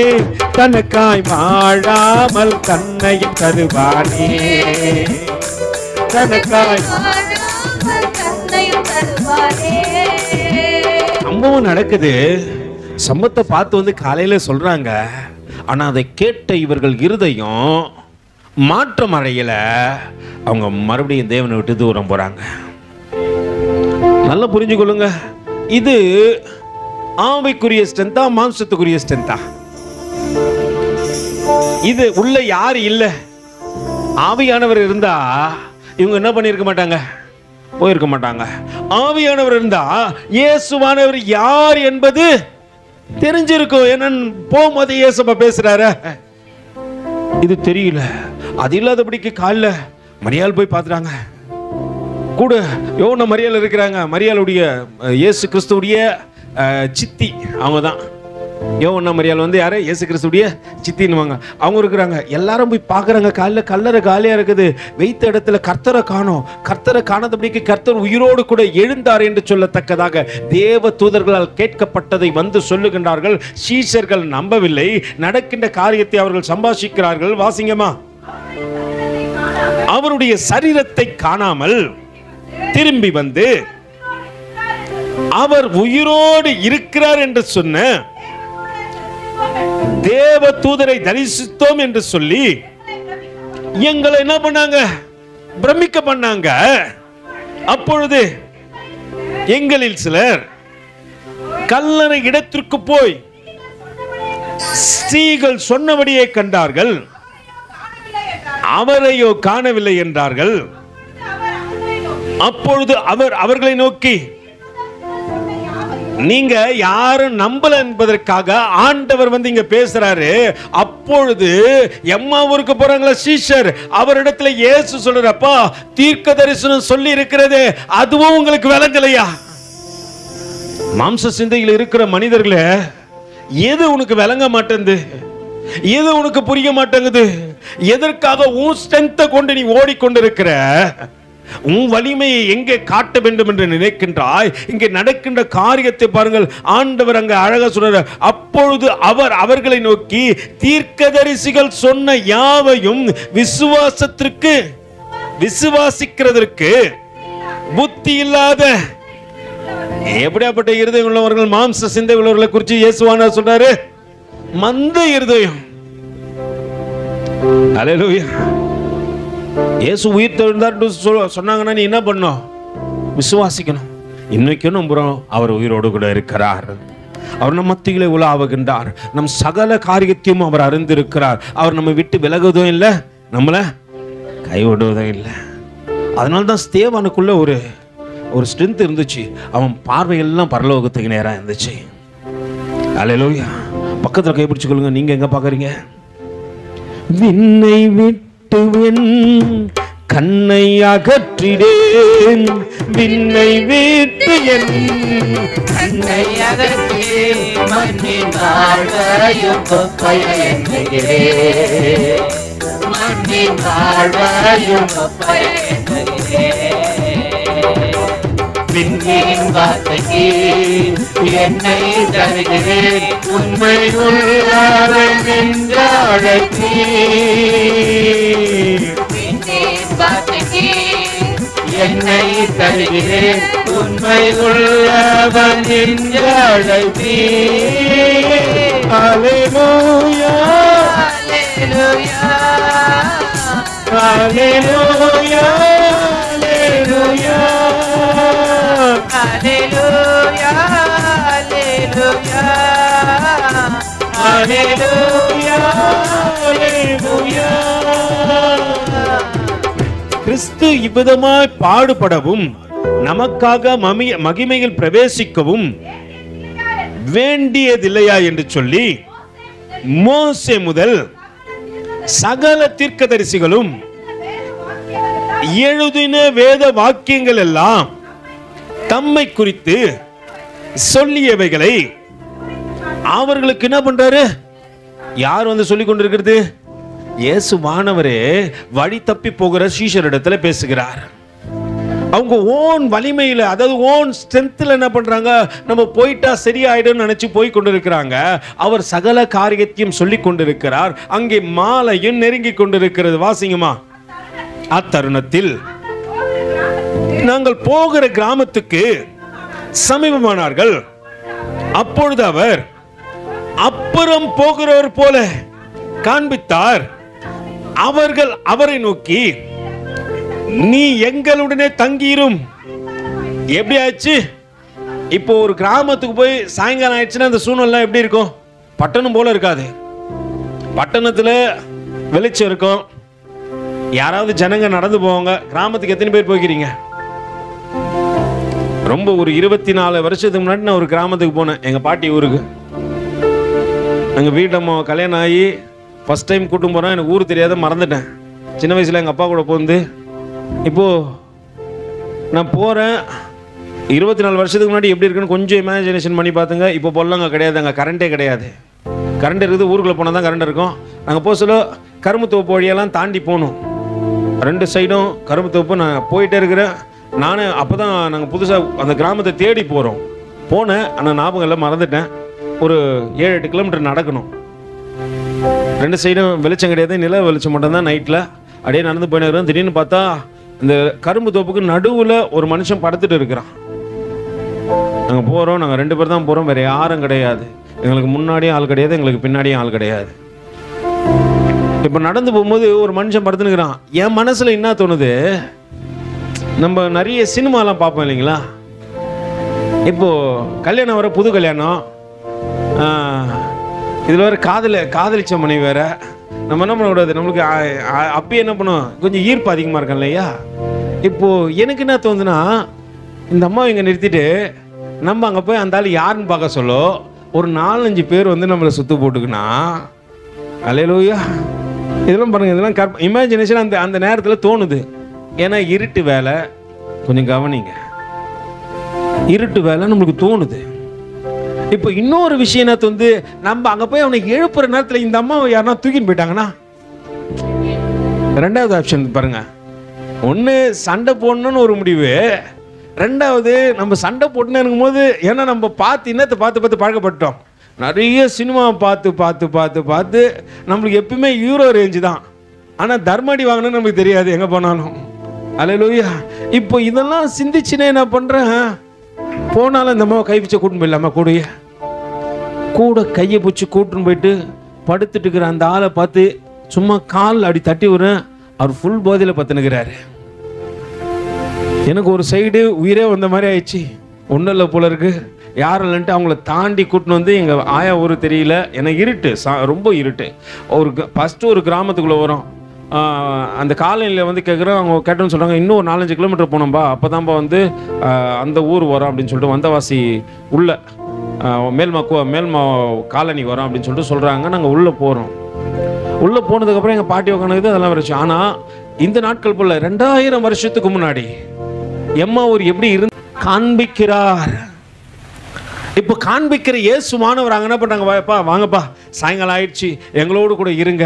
ஏன்னா ரொம்ப இருட்டில் போனீங்கன்னா பயணம் பண்ண முடியாது. ஒருவேளை இப்போ போல் அப்போல்ல, இப்பயே நம்ம என்ன பண்ணுறோம், இது அதுன்னு இன்னும் இமேஜினேஷன் பண்ணிக்கிறோம். அன்றைக்கி திருடன் இருந்திருக்கலாம், கொள்ளைக்காரர்கள் இருந்திருக்கலாம், வழிப்போக்கர்கள் இருந்திருக்கலாம், அது இல்லாதபடிக்கு மிருகங்கள்லாம் இருந்திருக்கலாம், புலி இருந்திருக்கலாம், சிங்கம் இருந்திருக்கலாம், கரடி இருந்திருக்கலாம். இவங்க இதனால தான் என்ன பண்ணாங்க? பிளான் பண்ணிட்டு தங்கள் ஸ்ட்ரென்த்தோடு கூட மத்தியானம் கிளம்பி சாயங்காலம் வந்துட்டாங்க.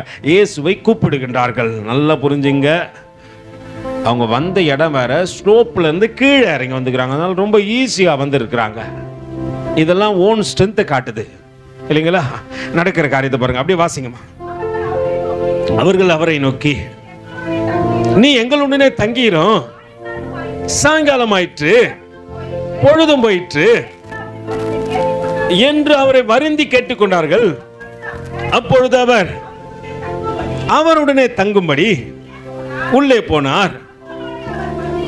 அவர்களோடு கூட அவர்கள் பந்தி இருக்கையில், நல்லா புரிஞ்சுங்க, இன்னொரு விஷயமும் புரிஞ்சுங்க.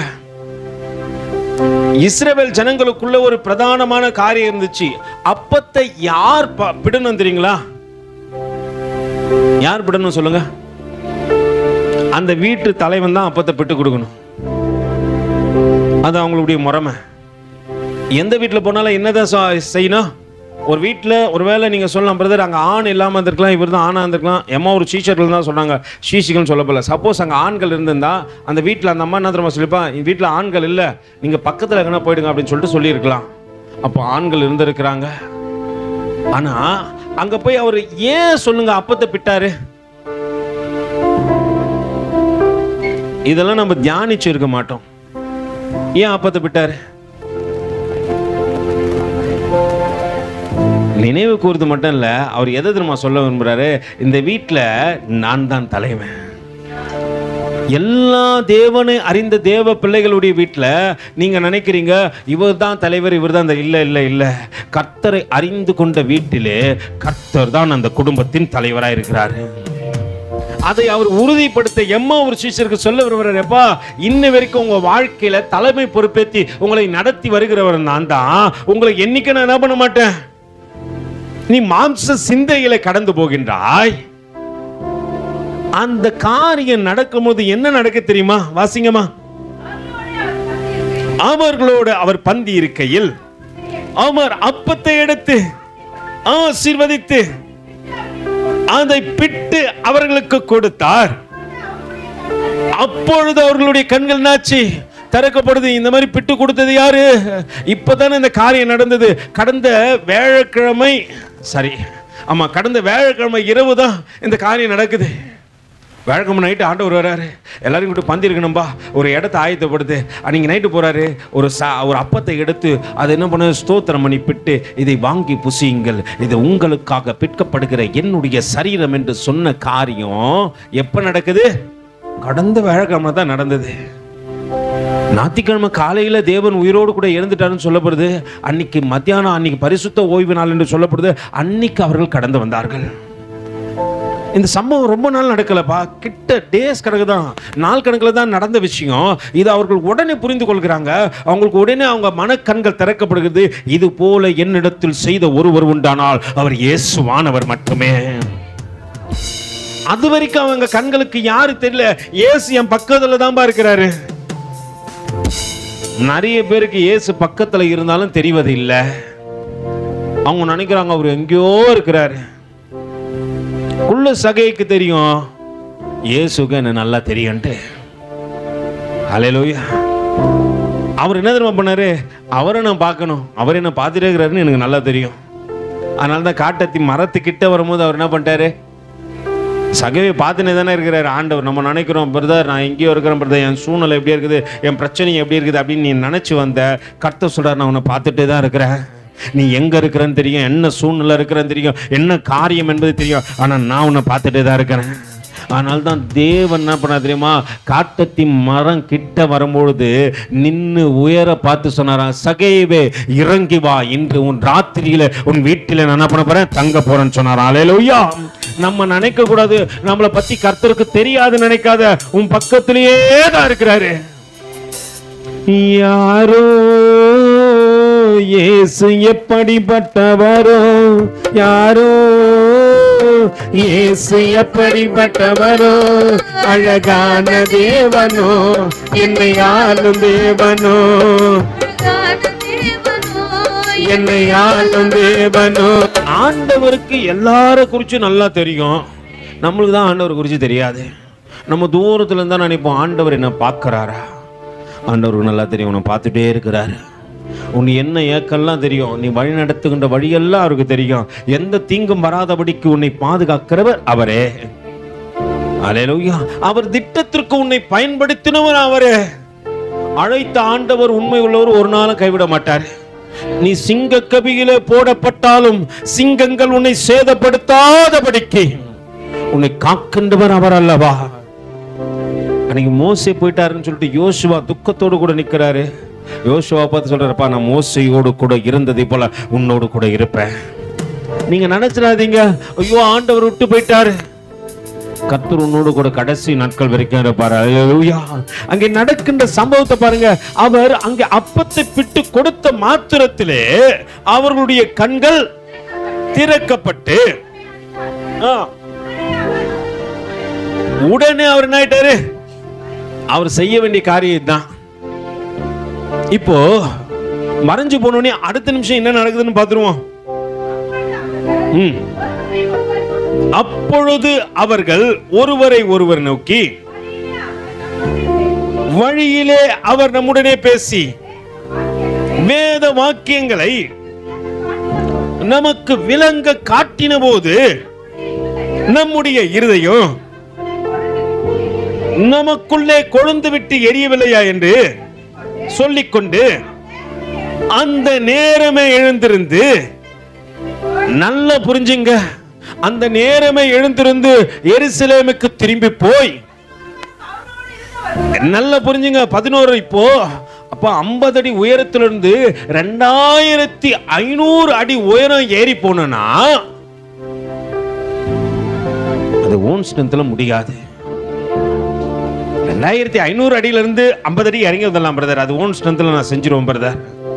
கர்த்தருடைய ஆவியானவர் எனக்குள்ளே ஒரு வலிமையை தருகிறார். அந்த வலிமை என்னை 2500 அடி கடல் மட்டத்திலிருந்து அவ்வளோ தூரம் நடக்கத்தக்கதாக, இரவு வேளை சிங்கம் வந்திருக்கலாம், பட்சிக்கிற மிருகங்கள் வந்திருக்கலாம், சகல காரியங்கள் அங்கே நடந்திருக்கலாம். அவர்கள் இருதயத்தின் இயக்கங்கள்லாம் ஒரே ஒரு காரியம்தான், எப்படியாவது ஆவியானவர் என்னை நடத்துகின்ற இந்த பாதையில் என்ன கடந்து செல்லணும். இயேசுவானவர் மாலையில போனாலே போக விட மாட்டாங்கப்பா. ஏன்னா உங்களுக்கு தெரியும் பட்சிக்கிற மிருகங்கள் இங்க இருக்கிறது, அது பட்சித்து போடும். ஆனா இன்னைக்கு ராத்திரியில எழுந்து ஒருத்தன பண்றான், கடல் மட்டத்திலிருந்து 2500 அடி அவன் எப்படி ஓடி இருக்கணும் சொல்லுங்க? 11 கிலோமீட்டருக்கு சாதாரணமெல்லாம் போயிருக்க முடியாது. மலை ஏறுறவங்களுக்கு தான் தெரியும் பிரச்சனை என்னான்ட்டு.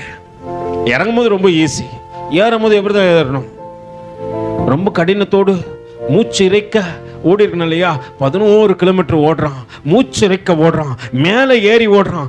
ஓடுறவன் அவன் ஒரு காரியம் தெரியும், ஓடுவது நான் அல்ல, எனக்குள்ளே கிரியை செய்து கொண்டிருக்கிற என்னை வலிமையில் நடத்துகின்ற பரிசுத்த ஆவியானவர் என்னை நடத்துகின்றார் என்ற சிந்தையோடு கூட ஓடி அங்கே 11 அப்போஸ்தலரோடு கூட என்ன பண்ணா இணைந்து கொள்வது மட்டும் இல்லை பிரதர், கர்த்தர் மெய்யாகவே அவ்விசுவாசத்திலே கடந்து சென்றே இதோ ஆண்டவர் உன்னை வழி நடத்த தக்கதாக உன் வாழ்க்கையில கடந்து வந்தது மட்டும் இல்ல, மறுபடியும் அல்லேலூயா உன்னை விசுவாசத்துல வளர்க்கத்தக்கதாக தேவன் ஒரு காரியத்தை செஞ்சாரு. அதை கண்டவர்கள் அவர்கள் உடனே புரிஞ்சு கொண்டாங்க, நான் இருக்க வேண்டிய இடம் என் ஸ்தானம். அல்லேலூயா. புரிந்து கொண்டவர்கள் மறுபடியும் வந்து அங்க சாட்சி கொடுக்குறாங்க. வாசிங்கம்மா. கர்த்தர் மெய்யாக என்ன பண்றாரு? உயிர்த்தெழுந்து சீமோனுக்கு தரிசனமானார் என்று அவர்கள் சொல்ல கேட்டு வழியில் நடந்தவைகளையும் அவர் அப்பத்தை பிற்கையில் நாங்கள் அவரை அறிந்து கொண்டதையும் விவரித்து சொன்னார்கள். இவைகளை குறித்து அவைகள் பேசிக் கொண்டிருக்கையில் இயேசு தாமே அவர்கள் நடுவில் நின்று உங்களுக்கு சமாதானம். அல்லேலூயா. எந்த மனுஷன் ஆவிக்குரிய வாழ்க்கையிலே ஆவிக்குரிய பலத்தோடு கூட போறனா அந்த மனுஷன் மத்தியில இயேசு நின்றிருப்பார். அல்லேலூயா. பிரதர் ஸ்ட்ரென்த்ல இறங்கிடலாம் பிரதர், ஏறுறது கஷ்டம். எத்தனை பேர் ஏறிடுவீங்க சொல்லுங்க? நம்மளுக்கு ஒன்றும் இல்லை, இங்கேருந்து படிக்கட்டு ஏறி வரது எப்படி தான் இருக்குது, பெரிய பிரச்சனையாகுது பிரதர். இறங்கி போகிறது எப்படி தான் இருக்கும், ரொம்ப ஈஸி. உங்களை 10 வட்டி ஏறி வான்னு சொன்னால் எப்படி இருக்கும் உங்களுக்கு? பக்கத்தில் எப்படி சொல்லுங்க, உள்ள வல்லமை என் ஆவியானவர் இருந்தார்னா 10வது மாடி கூட ஏறி வருவேன். அல்லேலூயா. நான் நிறைய நேரத்தில் நினைப்பேன், எனக்கு கால் உடைஞ்சிருந்த நேரம் அப்போ வேற ஒரு பிரதர் கிட்ட, பழனின்னு ஒரு பிரதர் வேசாரப்படல இருக்கிறாரு, அவர்கிட்ட பேசி என்ன பண்ணிட்டோம், அதுக்கு முன்னாடி ஒரு ஆட்டோ ஒன்று கேட்டிருந்தோம். அவர் இந்த கவர்மெண்ட்ல ஆட்டோ வருது பார்த்தோன்னு எங்களை ஏமாத்திட்டாரு அவருக்கு. அப்போது எங்களை கலெக்டர் ஆஃபீஸுக்கு வந்துருங்க, எல்லாரையும் கலெக்டர் பார்க்கணுன்ட்டாங்க. நான் சொன்னேன், பிரதர் கால் ஒழிஞ்சிருக்குது, ஃப்ளைட் வச்சுக்கிறாங்க, கொஞ்ச நாள் தான் ஆகுது, என்னால் வர முடியாது பிரதர். இல்லை பிரதர் நீங்கள் வந்து தான் ஆகணும் பிரதர் அப்படின்ட்டாரு. நான் போகிறாங்க கலெக்டர் ஆஃபீஸில் லிஃப்ட் இல்லை. இப்போ 5வது மாடிக்கு நான் போகணும். 2 காலில் நடந்தாலே நம்ம என்ன பண்ண மாட்டோம், துரிதமா போக மாட்டோம். 5வது மாடிக்கு ஏறி போகணும். நான் 3 காலில் என்ன பண்ணோம், ஏன்னா 5வது மாடியில் தான் யாருக்குறாங்க, கலெக்டர் இருக்கிறாங்க, போய் பார்க்கணும். நாங்கள் கலெக்டர் பார்க்க போல, அவர் ஆரை ஒருத்தர் இருந்தார், ஆரை ஒரு அம்மா இருந்துச்சு, அந்த அம்மா தான் பார்க்க போகிறோம். அந்த அம்மா எங்கள் எல்லாரையும் பார்க்கணும். 5வது மாடி என்ன பண்ணுறான், அப்போ ஸ்டிக்கு வச்சு என்ன பண்ணான், நிறைய நேரத்தில் நினைப்பேன், அன்றைக்கி கால் உடஞ்சிருந்துச்சு, என்னுடைய தேவைகளுக்காக 5வது மாடி ஏற முடியும்னா என் தேவனுக்காக நான் எத்தனாவது மாடி வேணாலும் ஏறலாம். அல்லேலூயா. ஜீவனை காத்தார. ஒருவேளை மரணம் வந்திருந்தா நான் என்ன பண்ணியிருக்க முடியாது, அங்கே போய் நின்று இருக்க முடியாது இல்லையா. ஆனாலும் அங்கே போய் நிற்கத்தக்கதாக தேவன் ஸ்ட்ரென்த்தை கொடுத்த பற்றியால் நான் ஒரு காரியம் நினைப்பேன், கால் உடஞ்சி 3 காலோடு கூட என்னால் ஏறி போக முடியும்னா இன்னைக்கு 2 காலில் நிற்கத்தக்கதாக எனக்கு பலத்தை கொடுத்துருக்கிறாரு, எத்தனை தூரமானாலும் ஏறி போவேன். இதுதான் அல்லேலூயா நம்ம முதல் பார்த்தோம் இல்லையா, என்னது வலிமை. இந்த வலிமை இருந்துச்சுன்னா நாம் தேவனுக்காக எங்கேயும் செயல்படுவோம். எந்த இடம் பார்க்க மாட்டோம், எவ்வளோ உயரம் பார்க்க மாட்டோம். அது கடல் மட்டத்திலேருந்து எத்தனை 1000 அடி உயரம் ஒன்றாலும் இருக்கட்டுமே. இன்னைக்கு 6 அடி அவ்வளோதான் இருக்கணும். சென்னை வந்து அவ்வளோதான், கடல் மட்டத்திலேருந்து எத்தனை அடி, 6 அடி தான் உயரம். அதனால நம்மளுக்கு தெரியல. அவங்க எங்கே இருக்கிறாங்க, 2500 அடி உயரத்தில் இருக்கிறாங்க. அவங்களுக்கு கடல் மட்டம் எப்படின்னு தெரியும். ஆனால் இறங்கி வந்த சீஷர்களுக்கு எது தெரில, தேவன் எப்படியாப்பட்டவர்னு தெரில. அவங்க ஏறி போகும்போது ஒரு காரியம் புரிஞ்சிருப்பாங்க, அவர் மிகவும் நல்லவர், அவர் வல்லவர், அவர் வலிமை உள்ளவர், அவருடைய ஸ்ட்ரென்த் என்னை நடத்துகிறது. இந்த காரியம் சேவானுக்குள்ள இருந்துச்சு. சூழ்நிலைகளும் தர்க்கங்களும் வந்த போதிலும் அவன் ஒரு இடத்துல இடரவே இல்லை. நீங்க அப்போஸ்தலருக்கு எழுதின நடவடிக்கைகள் என்னோட கூட திருப்பி கொள்ளுங்க, 6வது அதிகாரத்துல 8வது வசனத்தை வாசிங்கம்மா. ஸ்தேவான் விசுவாசத்தினாலும் வல்லமையினாலும் நிறைந்தவனாய் ஜனங்களுக்குள்ளே பெரிய அற்புதங்களையும் அடையாளத்தையும் செய்தான். அப்பொழுது நல்லா புரிஞ்சுங்க, லிபர்த்தீனியர் எண்ணப்பட்டவர்களும் ஆலயத்தை சேர்ந்தவர்களிலும் சிரேனா பட்டணத்தாரிலும் அலெக்சாண்டியா பட்டணத்தாரிலும் சிலிசியா நாட்டாரிலும் ஆசியா தேசத்தாரிலும் சிலர் எழும்பி ஸ்தேவானுடன் என்ன பண்றாங்க, தர்க்கம் பண்றாங்க. ஸ்தேவான் சோர்ந்து போயில்லப்பா, ஏன்னா உள்ள வல்லமையின் ஆவியானவர் என்னில் வந்துவிட்ட காரணத்தினால் பொல்லாத சாத்தான ஒரு சொல்லால விரட்டிடுவேன். வல்லமையின் ஆவியானவர் என்னில் வந்துவிட்ட காரணத்தினால் பொல்லாத சாத்தான ஒரு சொல்லால விரட்டிடுவேன். பவராவி எனக்குள்ளே அந்த பயாவி அணுகுவதில்லை. பவராவி எனக்குள்ளே அந்த பயாவி அணுகுவதில்லை. அன்பினாவி எனக்குள்ளே நான் அகற்றிவிட்ட கசப்புகளை. அல்லேலூயா, அல்லேலூயா. நல்லா புரிஞ்சுங்க, அவர் எனக்குள்ள இருந்தாருன்னா எதிரடையா எத்தனை காரியம் வந்தாலும் நான் என்ன பண்ண மாட்டேன், யோசனையே பண்ண மாட்டேன். அவருக்குள்ள இல்லைன்னா சோர்ந்து போயிடுவேன். அல்லேலூயா. அவர் உள்ள என்ன ஆயிடுவேன், சோர்ந்து போயிடுவேன். நான் செய்ய வேண்டிய காரியத்தை செய்யக்கூடாதபடிக்கு உடைந்து விடுவேன். இங்க ஸ்தேவானுக்கு விரோதமா எத்தனை பேர் எழும்பி நின்றாலும் ஸ்தேவான் என்ன பண்ண மாட்டேன்றான். அவங்ககிட்ட தர்க்கம் பண்ணினாலும் ஸ்தேவான் இடத்துல பேச முடியல. 2வது காரியம், இதை வல்லமையில நம்ம பார்க்க போறோம், எளிமை. அல்லேலூயா. ஆவிக்குரிய வாழ்க்கையில் இருக்கிற எல்லாருக்கும் எது தேவை, எளிமை தேவை. சங்கீதக்காரன் அழகா சொன்ன, சங்கீதங்களின் புத்தகம் எடுத்து வாசிப்போம். சங்கீதங்களின் புத்தகம் 40வது சங்கீதம் 17வது வசனம் வாசிங்க. அல்லேலூயா. ஆவிக்குரியவன் சொல்ல வேண்டிய காரியம் என்னது, நான் சிறுமையும் எளிமையும் மாணவன் மனமிரங்கும் தேவா மனமிரங்கும் மனமிரங்கும் தேவா மனமிரங்கும் நான் சிறுமையும் எளிமையும் ஆனவன் மனமிரங்கும் தேவா மனமிரங்கும் மனமிரங்கும் தேவா மனமிரங்கும் ஆபத்து காலத்தில் உன்னை அழைத்தேன்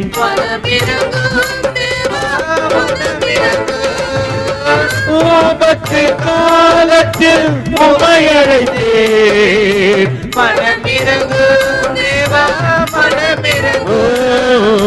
நெருக்கத்தின் மத்தியில் உமை அழைத்தேன்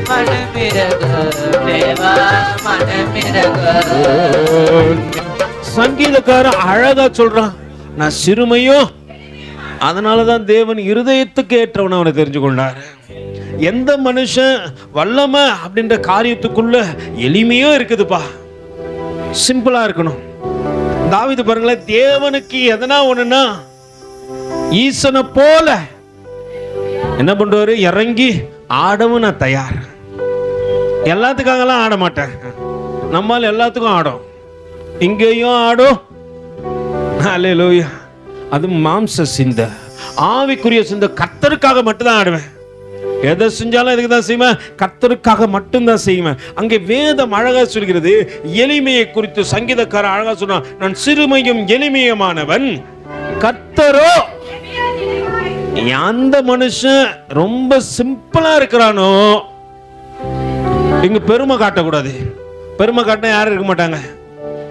அல்லேலூயா.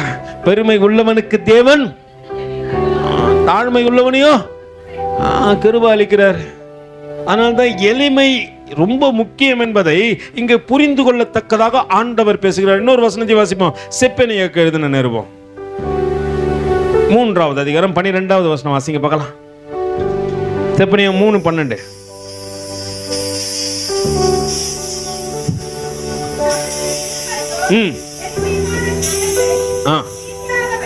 உன் நடுவுல யார வைப்ப? பெருமையான ஜனத்தை இல்ல, சிறுமையான ஜனத்தை. அல்லேலூயா. ஆண்டவர் ஏன்னா ஒரு கூட்டமா போனோம்னா யார் தான் தேவை? கலைலாம் தேவையில்லை. கலைலாம் என்ன பண்ணக்கூடாது, அது செடியை வளர விடாது, அது இருக்கிறதையும். அப்போ தேவன் நல்லா புரிஞ்சுக்கணும். அப்படின்னாலும் இங்க செப்பனையில அழகா சொல்றாரு, உன் நடுவுல யாரை வைப்பேன்? சிறுமையும் எளிமையுமானவர்களை வைப்பேன். ஏன்னா அவங்களாம் என்ன பண்ணுவீங்க தெரியுமா, அவங்க கர்த்தருடைய நாமத்தை நம்பிக்கையா இருப்பாங்க. அல்லேலூயா. சிறுமையும் எளிமையுமான ஜனங்கள் யாரை நம்புவாங்கன்னு சொல்லிட்டு வேதம் சொல்லுகிறது, கர்த்தரை தான் நம்புவாங்க. அவங்க நம்பிக்கை எல்லாம் எத்தனை பேரை கேட்டு பாருங்களேன், என் நம்பிக்கை கர்த்தர் தான். அல்லேலூயா. அவங்க கிட்ட சொல்ல, 100க்கு 100 உண்மையே நான் நம்புவேன், அற்புதம் செய்திடுங்க, அதிசயம் நடத்திடுங்க, மனிதர்கள் முன்பாக தலை குனிந்து போகாமல் உதவி செய்யுங்கப்பா, உயர்த்தி வையுங்கப்பா. பக்கத்துல கை பிடிச்சு சொல்லு, மனிதர்கள் முன்பாக உதவி செய்யுங்கப்பா, உயர்த்தி வையுங்கப்பா. எளிமையான ஜனங்கள் எல்லாம் கர்த்தர் தான் சார்ந்திருப்பாங்க. அல்லேலூயா. இங்க வலிமனா என்னன்னு தெரிஞ்சிருக்கோம், எளிமனாலும். மத்தியில இன்னொரு வசந்தி வாசிப்போம், 5வது அதிகாரம். என்னோட கூட திருப்பி கொள்ளுங்க. மத்திய எழுதுன்னு இருப்போம் 5வது அதிகாரத்துல 3வது வசனம் வாசிங்க பார்க்கலாம். ஆண்டவர் சொல்றாரு, ஆவியில் என்ன வரணும்? அப்படியே போச்சு. அல்லேலூயா. சில ஆவியெல்லாம் பார்த்துக்கிறீங்களா, அதுல எளிமையே இருக்காது, அது ரொம்ப வலிமையா இருக்கும். அல்லேலூயா. நல்லா புரிஞ்சுங்க, ஆவியில் எளிமை உள்ளவர்கள் அவர்கள். ஆமா. அல்லேலூயா. அவங்க பார்வைலாம் எங்க தான் இருக்கும்? கவனிங்க. ஆவியில எளிமை உள்ளவங்க பார்வைலாம் எங்க தான் இருக்கும்? இந்த பூமி எனக்கு சொந்தம் இல்ல, இந்த பூமி எனக்கு என்ன கிடையாது, நான் வாழற வீடு, நான் தங்குற இடம், நான் போய் வர எதுவுமே எனக்கு சொந்தம் கிடையாது. எனக்கு சொந்தம் அவர் மட்டும்தான். அல்லேலூயா. நேற்று இரவு நான் ஒரு மிஷினரியை குறித்து பார்த்து கொண்டே இருந்தேன். அவர் சின்னதாக ஒரு காரியம் எழுதி வச்சிருந்தார். இந்த பூமி எனக்கு சொந்தமில்லை. அல்லேலூயா. அந்த பூமி என்ன கிடையாது சொல்லுங்க, எத்தனை பேர் சொல்லுங்க பிரதர் இதில் இருக்கிற எல்லாம் எனக்கு சொந்தம் பிரதர். அல்லேலூயா. இதில் இருக்கிற எதுவுமே எனக்கு சொந்தம் கிடையாது. நான் எதையும் இங்கேருந்து கொண்டு போகவே முடியாது. அப்போ முடியாது என்னும்போது நான் எதுக்கு எங்க சேர்த்து வச்சு என்ன பண்ண போறேன்? என் தேவைகளுக்கு என்னவோ அதை கர்த்தர் கொடுத்து கொண்டு தான் இருக்கிறாரு. என்னைக்குன்னா குறை வச்சாரா? மீறி நான் சேர்த்து வச்சு என்ன பண்ண போறேன்? எதை நான் எடுத்துட்டு போக போறேன்? அவர் சொல்றாரு, இந்த பூமி எனக்கு சொந்தம் இல்லை என்று என் வீட்டு வாசல்ல எழுதி வச்சுக்கிறாராம். சொந்தம் இல்லாத இந்த பூமியில இது எனக்கு சொந்தம், இது எனக்கு சொந்தம், இது எனக்கு சொந்தம். நம்ம ராபர்ட் என்ன கேட்டா சொல்லுவாரு, என்ன சொல்லுவாரு? கொஞ்சம் காலம் என்ன சொல்லுவாரு? சொல்லுவாரு, சொந்தக்காரங்க எனக்கு ரொம்ப பேருங்க,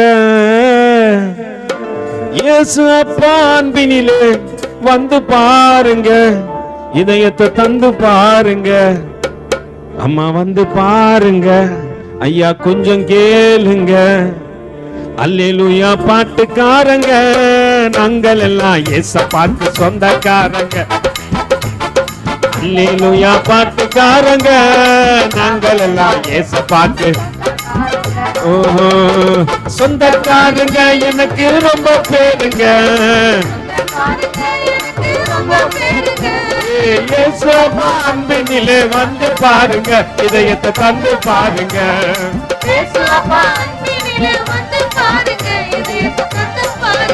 அல்லேலூயா. ஆடாத ஆட்டமெல்லாம் ஆமா ஆமா பக்கத்துல கை கொடுத்து ஆனீங்களா? அதனால தான் ஆண்டவர் அழக கொண்டு அமர வச்சிட்டாரு. புத்தி தெளிஞ்சவன் எங்க இருப்பான் சொல்லுங்க? ஒருத்தன் போதையில இருக்கிற வரைக்கும் எங்க ஒன்னாலும் இருக்கலாம், தெளிஞ்சிட்டான் அவன் எங்க இருப்பான் சொல்லுங்களேன்? எங்க இருப்பான்? இதுதான் உண்மை. அவனுக்கு தெரியும், ஐயோ நான் இங்க தாண்டா இருக்கணும். அதுக்கு முன்னாடி அவன் எங்க வேணாலும் படுத்திருக்கலாம், அவனுக்கு அதை பத்தி அவனுக்கு படுத்திடலாம் பரலோகம் தான். ஆனா தெளிஞ்சிச்சுன்னு வச்சுங்களேன், அவனுக்கு அவ்வளவு அவமானம் ஆயிடும். ஐயோ இங்கே நம்ம பத்துனுக்குறோம். அல்லேலூயா. அப்போ நம்ம எப்படி தான் உலகத்தின் வாழ்க்கை வாழும் போது நம்மளும் ஒன்னா நம்பர் குடிகாரங்க தான். உலகத்தின் காரியங்கள் மதுவை போல நம்மள என்ன பண்ணிச்சு, நம்ம சிந்தையை மாத்தி உலகத்தின் வழக்கத்தின்படியே வாழ வச்சிச்சு. அன்னைக்கு யாரு பார்த்தாலும் எனக்கு சொந்தக்காரங்க, எல்லாரும் யாருதான் சொந்தக்காரங்க. கர்த்தருக்குள்ள வந்த பிறதான் தெரியுது, கர்த்தர் மட்டும்தான் சொந்தக்காரர். அல்லேலூயா. எல்லாம் சொந்தக்காரன் ஒரு நாள் என்ன பண்ணலாம்? உண்மை. அல்லேலூயா. அன்னைக்கு ஓடி இருப்போம், ஓடி ஓடி செஞ்சு. அல்லேலூயா. ஓடி ஓடி செஞ்சோம் பிரதர், ஒன்றும் இல்லை. உலகத்துக்கு ஒன்றா அப்படிதான். அன்னைக்கு எனக்கு தெரியல. ஏன்னா உலகத்தின் மது என்ற மயக்கத்தில் நான் இருந்த போது அது என் கண்ணை மறைச்சு போடுச்சு. எங்க இருந்தாலும் எனக்கு தெரியல.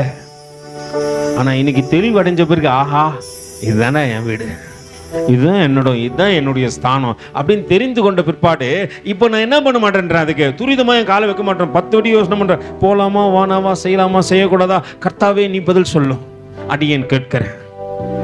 அல்லேலூயா. ஒரு மனுஷனுக்குள்ள எளிமை இருந்துச்சுன்னா எதையும் இறங்கி செய்யுங்க. எளிமை உள்ளவன் எப்படிதான் இருக்கிறான்னு சொல்லிட்டு வேதம் சொல்லுது, ஆவியில் எளிமை உள்ளவர்கள் பாக்கியவான்கள். ஏன்னா அவங்க இந்த பூமிக்குரியதை என்ன பண்ண மாட்டாங்க, தனக்கென்று ஒரு காரியத்தை சொல்ல மாட்டாங்க. அல்லேலூயா. அன்னைக்கு ஒண்ணுமே இல்ல பிரதர், நீ சொல்றியா அண்ணா நகர் தொகுதி வந்துதான் இல்ல டி நகர் தொகுதி வந்துடுவியா?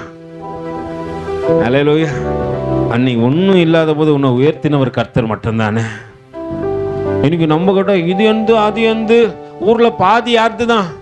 ஆனா இது எதையுமே நான் என்ன பண்ண முடியாது, எடுத்துக்கொண்டு போக முடியாது. ஆடாத ஆட்டம், ஐயோ அந்த மாதிரி ஆட்டம். நல்லா பாடாத பாட்டு எல்லாம் பாட்டு வந்துட்டேன். இன்னைக்கு கர்த்தர் எங்க வந்து எதை பாட வச்சிட்டாரு?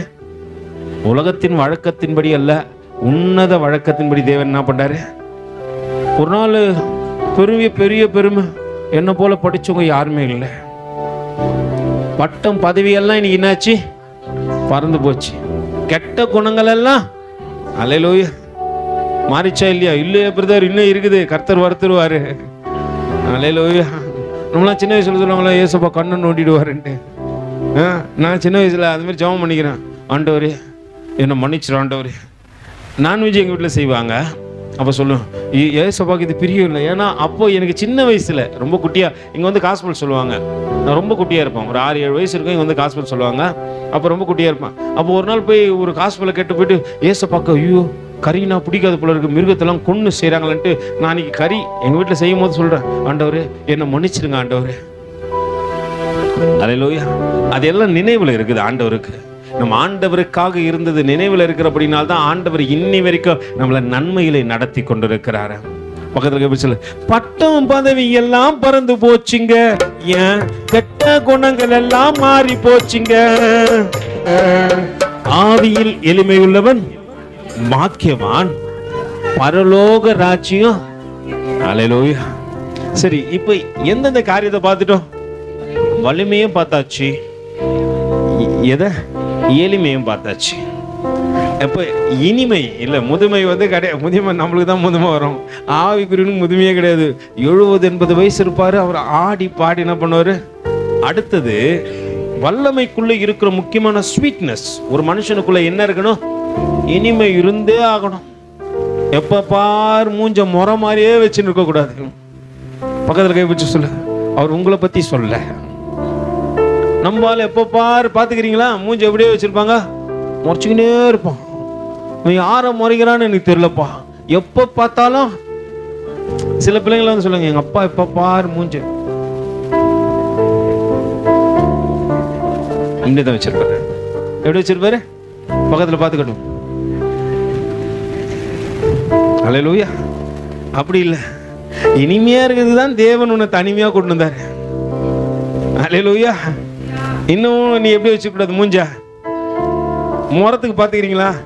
முறம் பார்த்துக்கிறீங்க? எத்தனை பேர் முறம் பார்த்துக்கிறீங்க? முறத்துக்கு மூஞ்செல்லாம் பார்த்துக்கிறீங்களா? எங்கள் ஊரில் நான் போயிருந்தேன். எங்கள் ஆயா வீட்டில் இருக்கும்போது எங்கள் வீட்டம்மா என்ன பண்ணிச்சு, சரி வந்தவாசி போய்ட்டு வரலாமாச்சு. வர சொல்ல 2 முறம் வாங்கிட்டு வந்தோம். ஒரு முறத்துக்கு நான் கண்ணு மூஞ்செல்லாம் வரைஞ்சி பார்த்தேன். வரைஞ்சி எங்கள் ஆயா வீட்டில் மாட்டி வச்சுட்டு வந்தேன். இன்னமும் அங்கே தான் இருக்குதுன்னு நினைக்கிறேன் அந்த முறம்லாம். அதுக்கு கண்ணு இருக்காது, மூக்கம் இருக்காது, ஒன்றுமே இருக்காது. சில மூஞ்சிலாம் எப்படி தான் இருக்குது, எல்லாம் இருந்தால் அது தன்னை என்ன பண்ணிக்க மாட்டேங்குது, காண்பிக்க மாட்டேங்குது. சரி, இனிமையை குறித்தும் புதுமையை குறித்தும் நேரம் முடிஞ்சிச்சு. வருகின்ற நாட்களில் பார்ப்போம். அல்லேலூயா. இப்போ என்ன பார்த்தோம் ஞாபகம் இருக்குதா? வலிமையை குறித்து பார்த்தோம், எளிமையை குறித்து பார்த்தோம். இன்னும் ஒரே ஒரு வசனத்தை மட்டும் அப்படியே வாசிப்போம். சங்கீதம் திரும்பவும் 40வது சங்கீதத்தில் 17வது வசனம் வாசிங்க. நான் சிறுமையும் எளிமையுமானவன், கர்த்தரோ என் மேல் நினைவா இருக்கிறார். இன்னைக்கு கர்த்தர் உங்க மேல நினைவா இருக்கத்தக்கதாக எல்லாம் அப்படியே தாழ்த்த போறோம். ஆண்டவரே, எந்த சூழ்நிலையும் ஆண்டவரே உன் அன்பினிலிருந்து எங்களை பிரிக்காதபடிக்கு எங்க மேல நினைவா இருக்கிறீங்களா ஆண்டவரே? நான் சிறுமையும் எளிமையுமானவன், கர்த்தரோ என் மேல நினைவா இருக்கிறார். இன்னைக்கு உன்னை நினைவா இருக்கிறதுனால தான் அழைச்சிட்டு வந்திருக்கிறாரு. உன் மேல நினைவா இருக்கிறபடியினால் தான் உன்னை நடத்தத்தக்கதாக உன் கரங்களை பிடிச்சிருக்கிறார். ஆண்டவரோட ஒப்பு கொடு. ரிமா காஷி ஹராதானா ரிதி நீ நிஹாலாதானா. எந்த சூழ்நிலையும் அவர் அன்பில் இருந்து நீ பிரிக்காம காத்துக்கொள்ளத்தக்கதாக ரகா ஷாராதானா ரிதி நீ நிஹாலா ஷாராதானா. எல்லாம் ஒப்பு கொடுங்க. எந்த சூழ்நிலையும் அவர் அன்பினின்று என்னை பிரிக்காது காத்து கொள்வேன். எந்த சூழ்நிலையும் அவர் அன்பினின்று எல்லாம் அப்படியே நின்று தேவ சமத்துல ஒரு ஆசியாலாதான். எந்த சூழ்நிலையும் அவர் அன்பினின்று அறிக்கை செய்ய போறாங்க. நாள்ல என்னை நம்பி அவர் தந்த பொறுப்பதனை அவர் வரும் வரை காத்து கொள். சாட்சியாலதானா என்னை நம்பி அவர் அவர் வரும் வரை காத்து கொள்வேன். பரமானந்தமே இது மாபெரும் பாக்கியம் ரக்ஷியவதனா ஆனந்தமே இது மாபெரும் பாக்கியமே